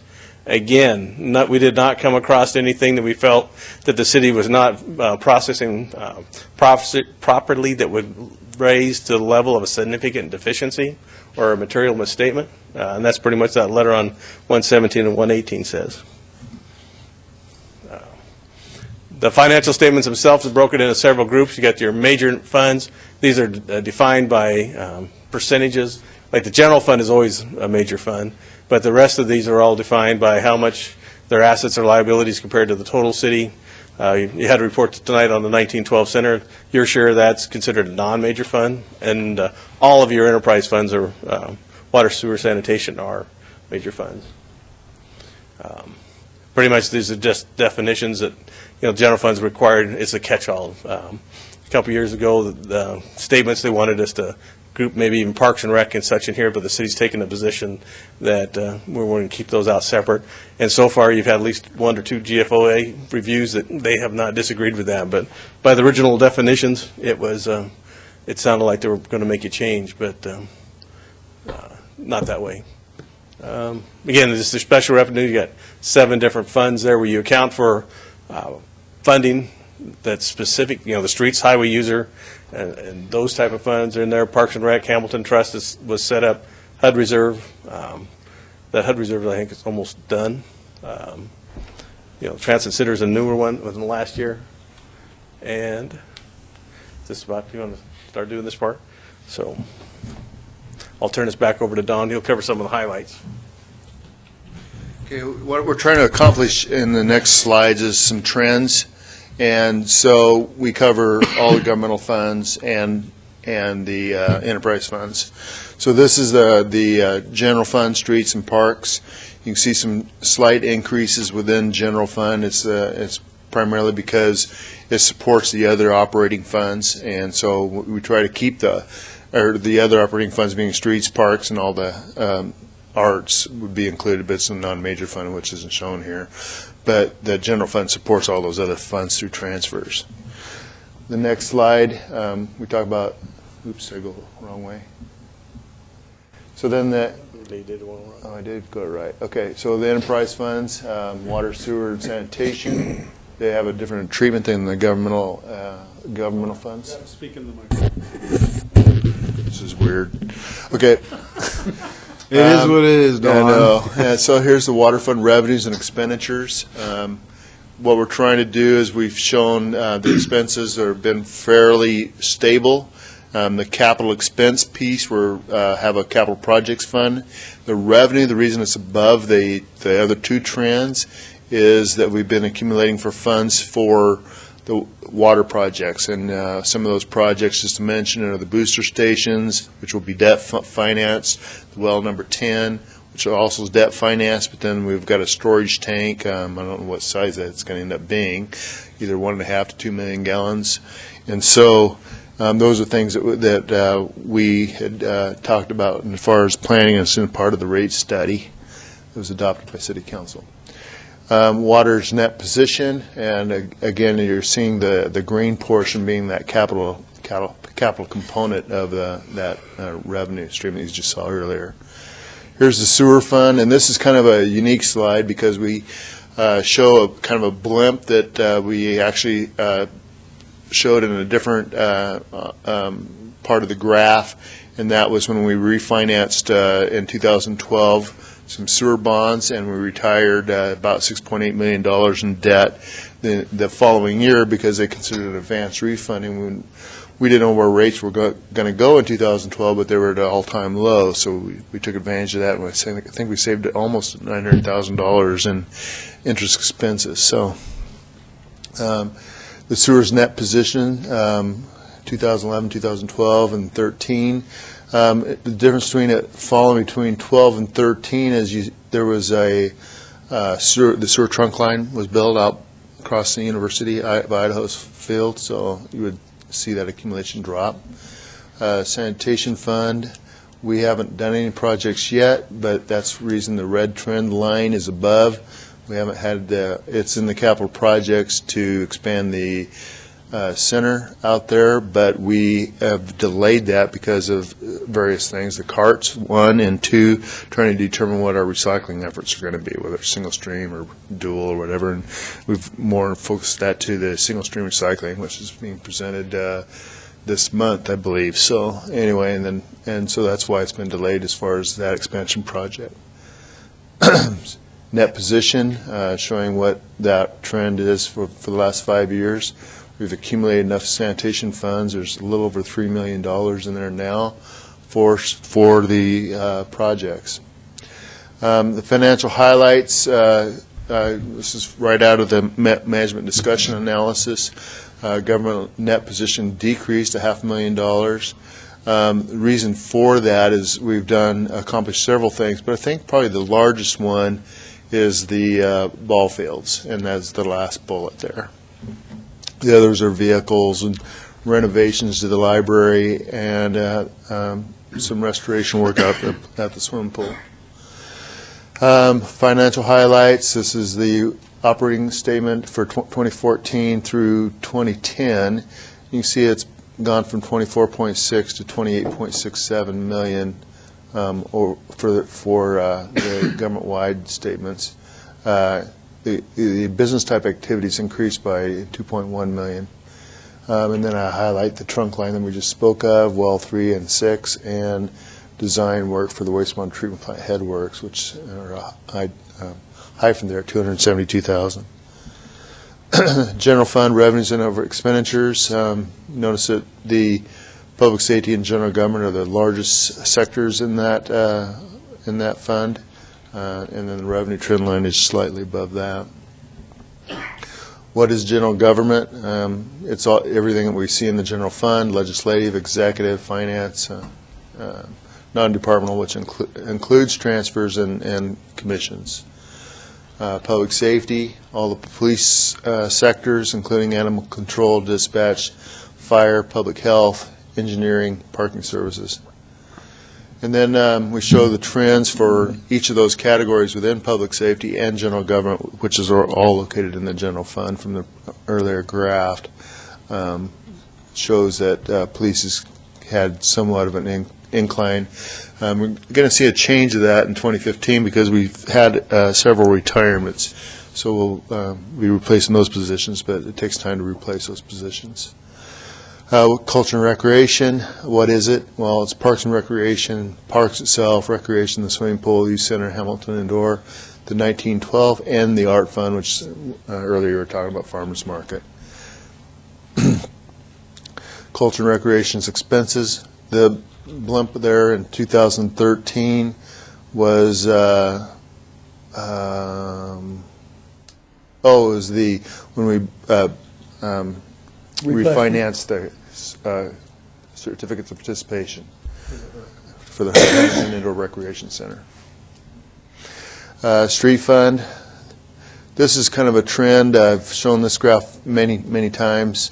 It's fairly stable. It goes up and down. Mostly, what I'm trying to show here is that the revenues are driven by highway gas tax and the state or the highway district funding that we get from the highway district on property taxes, and those have been very stable over the last 10 years. So we talk about Tyler Palmer had done a presentation last month about our deteriorating streets and stuff and how to finance those.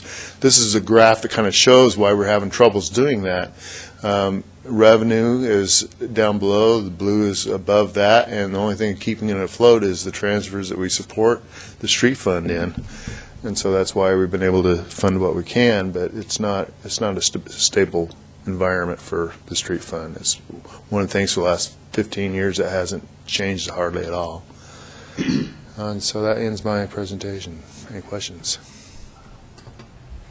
That's a record, Don. I was hoping to win an award for that record. Oh, yeah.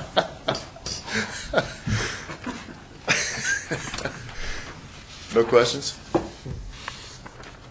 Okay, thank you. Pretty clear and concise on both parts. Not having to have the auditing people write us a nasty letter is always good.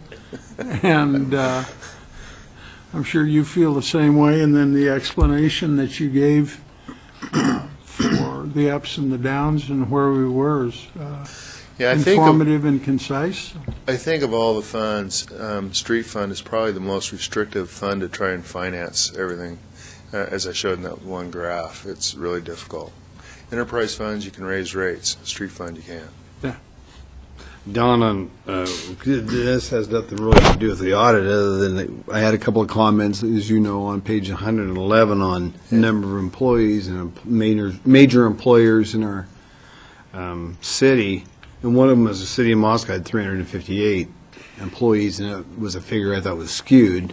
You want to give sure. a little comment to the guys on that and let them know Sure. what that is? That number seemed real high, but that's actually how many W-2s we had issued for 2014. And the reason for that, we have 144 full-time equivalent employees, but the swimming pool, it's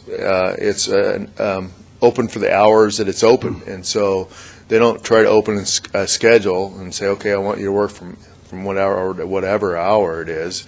It's a very variable schedule. And so that's the highest number of paychecks we did was actually 292 paychecks. But because we did that, I had actually talked to Mitch's associate, and we agreed not to change that number because that's how many people we actually had. So we didn't. The reason it has temporary employees like. So that's not an FTE number, that's bodies. That's bodies. Okay. Yeah. It used to Bodies be can reported come and as go. an FTE number. Yeah. Well, no, the number was lower last year, and the reason was because we used the Department of Labor statistics number, and they seemed awful skewed. So I actually called the top 10 employers, and it was way off from the regional analysts in Lewiston. I don't know why or what the case is, but I ended up calling what I thought would be the top 10 employers based off what the website showed, and actually called 4 or 5 others that weren't but still listed in the county, and ended up with a different list of 10. So it's funny that if you look at the Moscow co-op, I can't remember the number. Can you repeat that number for me? Yeah, it's 140. Yeah, 140 employees, and what the business manager there told me was that a lot of those are part-time employees. But then you take EMSI, who has 108, and they're paying $70,000. Which would you rather use as an economic indicator? So it's a hard statistic to that table to validate in terms of what I think it's trying to measure is the wealth of your community. Who are your top 10 taxpayers, or who are your top 10 employers in the city of Moscow? Those are two of the tables that they're trying to measure wealth for your government. Well, one other comment that I had for Don, and it's not that these are employers that reside right in Moscow, but there's 2 other major employers in our area, and that being Washington State University as well as Schweitzer Engineering. Schweitzer Engineering employs 500 people who live in this city, even though they're not in the city. So it's kind of a little bit of a skewed thing, and I just told Don I thought there should be some kind of an asterisk with a note on it, because you take Schweitzer Engineering, you got 500 in the city and 900 in our county. That's a pretty good sized employer. Yeah, and exactly. So those are all my comments, Don. Thanks. That was very good Other comments. comments for Don and Mitch? Thank you very much, Mitch. Sorry to make you have to stick around an extra 2 hours, I but would like you guys to, at City Council, to please accept the report. I need a motion on that. I move, was it that good? I'll move that we accept the report. Whatever he said. okay, Dan made a motion to move. Sounded like John. John Did you second it, John? Okay, we have got a motion by Dan and a second by John to approve the report and accept the Audit 2014 Comprehensive Annual Financial Report, CAFR. John, I'll start with you. Aye. Aye. Aye. Aye. Aye. Aye. Okay, very good. You're done, Don, 6-0, so Hey, you can go thank you. home. Thank you, Mitch. Thank you. For my report. Thanks, Don, as always. Okay, I guess we could move on to reports. Dan, and I'll start with you with the admin. Yeah, we pretty much saw everything on the that we had on the admin committee, except for we had a little discussion about the perch serving alcohol. We're going to see that. Rod's bringing some more information back to us to discuss that a little more. And then as we approved in the consent agenda, the mutual aid agreement with the city of Lewiston for the fire department, Chief Nickerson said that we'll be seeing those with each other local department within the county and with the city of Pullman eventually as well. They're trying to just line those all up to, there was an all-encompassing one before. Now they're just trying to get agency by agency having those agreements. And then March 3rd, met with the Tree Commission, and there was some talk about the Moscow nonprofits and committee volunteer recruitment event, and there was also some discussion about that in other committees that I was in, and I don't know about everybody else's, if they got opinions about it, but there was a pretty mixed bag about the opinion of how that went. It seemed like the nonprofits got the lion's share of the time, and they put all the commissions at the end, so they felt like they really didn't get to do a lot of recruiting, once all was said and done. A couple other commissions thought that it really went way too long, but the fact that they were serving wine helped it a little bit. So, also, Tree Commission talked about a fruit tree pruning workshop that was very successful, and they wish that they could have done even more of it. There were people that they had to turn away that were looking forward to doing that. And also, Arbor Day is April 24th, and it sounds like I'll be standing in for you that day, Mayor, and we'll see if trees are still tremendous at that event. And then on the 10th, I met with the Arts Commission. We're going over the Poet Laureate candidates, and also got the summer children's entertainment series that's going to be in the park over the summer. They got stuff going on every week. Reptile Man's going to be back, and the Oddball Juggler. So really looking forward to that one. Also, Art Walk's coming up in June, and there was some other stuff about the decommissioning of our office art, and what is the city going to do with that, and should the commission have opinion on that? So we'll Decommission of what? Of art in different offices in the city. I guess there was a picture that Dawn didn't like in finance anymore, so they wondered what they're going to do with it, and so that's kind of the case now. Is there's a lot of art. There's a lot of art in the city that we're just not sure what to do with. So that's city owned. So we'll see how that turns out. That's all I got. Hey, Art. Yeah, the Fair and Affordable Housing Commission met on the 5th, and they received some preliminary reports from a U of I geography team doing a survey on the analysis of impediments to fair housing. And it seems that 25% of the survey respondents indicated that discrimination does exist in this town. However, if you look a little deeper, it turns out it has mostly to do with income and the lack of what is perceived as affordable housing in town. So they're going to pursue that some more and see what they can find out. And hopefully find a workaround for it.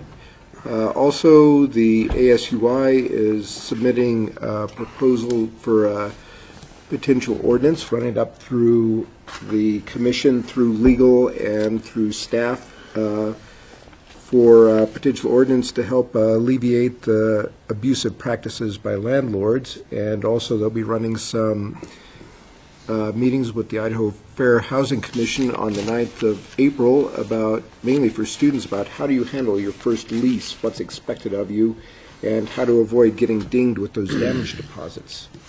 Also, we've got the Sustainable Environment Commission meeting tomorrow evening for anybody who would like to attend that one. And I'll leave some of the glory to you, Bill, with what went on at the National League of Cities meeting last week. Okay, very well. Walter? Thank you, Mayor. On Thursday, the 5th of this month, I attended an evening event put on by the Palouse Prairie School where council people had been invited to attend to listen to presentations and discussions about what that charter school's mission is, what they're doing, how well they're doing it, just trying to educate the public a little bit more about who and what they are. It certainly provided some information that I didn't have. As Art has already indicated, several of us went to Washington this past week to attend the National League of Cities, and I won't take all the thunder from the mayor and Gary, but a couple of things I want to say. The mayor and Gary went in earlier than Art and I. Art went in earlier than I did, and I came in last. But we did have a very good meeting with a Deputy Secretary of Transportation, which has been set up because we had been given his contact info by Brian Ness, the head of the state transportation department, and met with his acting administrator, and with a couple of other people on his staff. And our thrust of our conversation had to do with the fact that it's taken 10 years to work through the EIS on the Thorn Creek to Moscow Highway 95 project. It presumably is moving through legal sufficiency at this time, should be out of that within the next few weeks, and then moves to publication. We want to let them know that the length of time it's taken is certainly a burden. It's driving up the cost of the project, and the dangerous nature of that road has cost, property and treasure and lives while it's not been full-length. But anyway, good meeting there. I'll leave the other meetings to the mayor and to Gary. Thank you, Walter. Wayne? I really don't have any reports for this session. Okay. I'll pass it on. Jim Bolin. The Transportation Commission met on the 12th, and Les McDonald presented some alternatives to the East Side Ring Road concept, where a number of existing roads would be used as part of that. It was quite interesting, where he was tying in existing roads with pieces of the original Ring Road concept to maybe alleviate some of the property owner concerns about that, and maybe an alternative that could work in pieces in the short term. So that was an interesting thing that went on there. And the commission, since one of their priorities is the 3rd Street Bridge situation, they talked at length about what could be done if a multimodal bridge was put in there in order to calm traffic and slow traffic through that area that's currently dead-ended on both sides. There was a lot of public input about a pedestrian bicycle bridge, even if it's temporary at that point, and the fact that there's already a fund that citizens have donated to in the amount of somewhere around $7,500 to make that happen. So they're kind of moving forward with what can be done to make that happen as soon as possible. And we never did get to the downtown bicycle parking because the meeting ran too long, so that was forwarded to next time. The Clearwater Resource Conservation and Development Council is in the process of hiring a new executive director, and they hope to have that finalized before the end of the month. So that's what went on there. Okay, John. I was gone for the Planning and Zoning meeting. However, I'm sure that they did not miss the guidance that comes from the city council. And I heard some cheering, and I was 1,000 miles away. So anyway, still waiting on the Human Rights Commission. That has not met yet this month. It'll be interesting, especially with the town in St. Louis back in the news, and the Urban Renewal Agency has not met. We will probably be meeting in the next couple weeks. And other than that, you know what I know. Okay. Well, a couple of things I have. On March the 5th, we had the 3rd Street Gallery opening up here, which was the farmers market pictures display that Linda Paul had done. And kind of interesting, the Arts Commission had set up areas in here where people could put little red dots where they thought important areas of the city for future arts would be, which was kind of interesting. And so people got a chance to mull through there and put little dots on where they thought it would be important to have art throughout our fine city. And that following day after that, as Art and Walter had mentioned, we had left for the National League of Cities back in Washington, D.C., Gary and myself. And on the Saturday, we spent all day at an economic development, innovation and marketing seminar that went on for all day. It was kind of an interesting thing. It kind of, some of the points that came up, or some of the things that those folks came up with, were some of the ideas and stuff that we have been kind of trying to implement and talk about in our city anyway, so that was kind of interesting. Some of the workshops that I went to, Small Cities Roundtable, I went to quite a discussion on that. And small cities, when you go back to the National League of Cities, I mean, you got cities from Detroit and all over the place, pretty good-sized cities.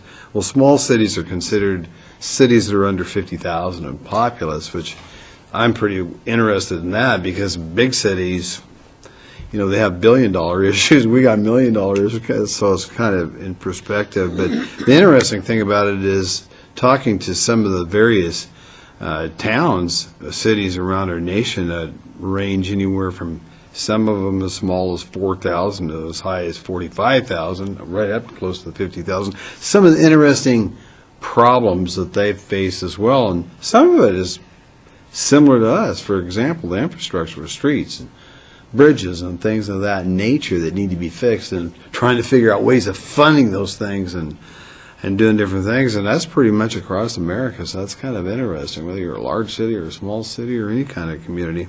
And then I also, one of the other seminars I went to is and there was a bunch of them. I'm not going to, it's getting later, and I'm not going to talk about every one of them, but I went to the Small City Steering Committee as well.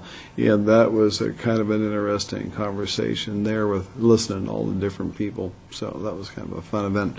And from that, I will turn it over to you, Gary, and let you talk for a few minutes. Thank you, Your Honor. As was said, we did spend some time in Washington, D.C.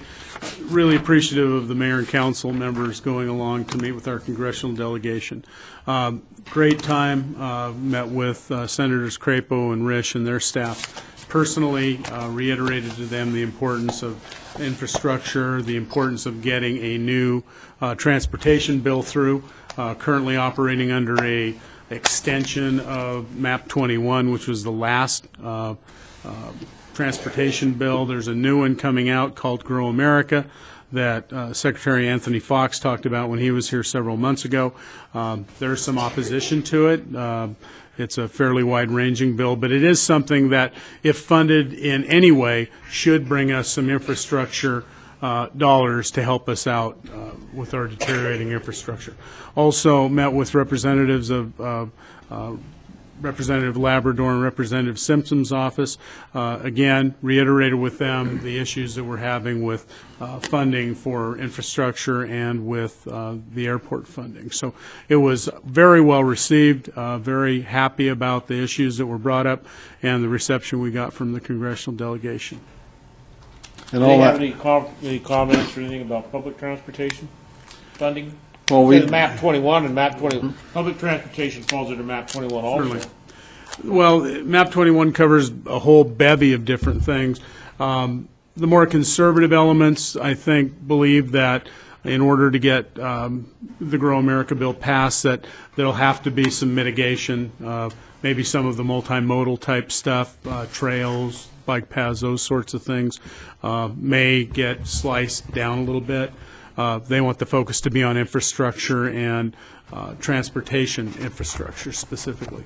So it all depends. That isn't what was said across the board. So I think it's anybody's gamble at this point. Wayne, when we went to the Transportation Department meeting that we had, Gary, myself, Walter, and Art, and it was an excellent sit-down meeting and session with those folks, because they're, at the national level, they're running into the same thing that we run into in our state level, and that's getting people together to work things out. And that's the difficult, and it's two parties that are struggling. And, and it's one of those things, because we got infrastructure problems, as we all well know in our city and our state. Well, nationally, it's a huge problem, and they're really trying to work these things through. But I felt like our meeting was very positive, as did Walter and Art. Interestingly enough, we're in there lobbying them to get this little 6-mile stretch of highway built, and they turn around and lobby us to go into our congressionals to try to get their bills funded. Well, and the message that they were carrying was, we need some bipartisan help, and they're absolutely correct.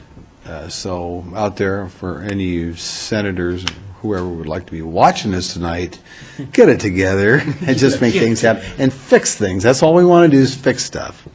But that was an interesting meeting that Victor Mendez, who is the district deputy right under Anthony Fox, he was in charge of transportation in Arizona, the Department of Transportation for Arizona, and he was all about communities being able to work things through, and he gave us some examples of things that happened in Arizona, in some small communities that were unfortunate. Just stuff like that goes on everywhere. So, with that, folks, I would make a motion to adjourn. Make a motion to adjourn. I second it. Okay. By Walter, second by Dan. All in favor, aye? Aye. Opposed? With that being said, it is 9:28. Good night, everybody. Thank you, Jesse, for your help.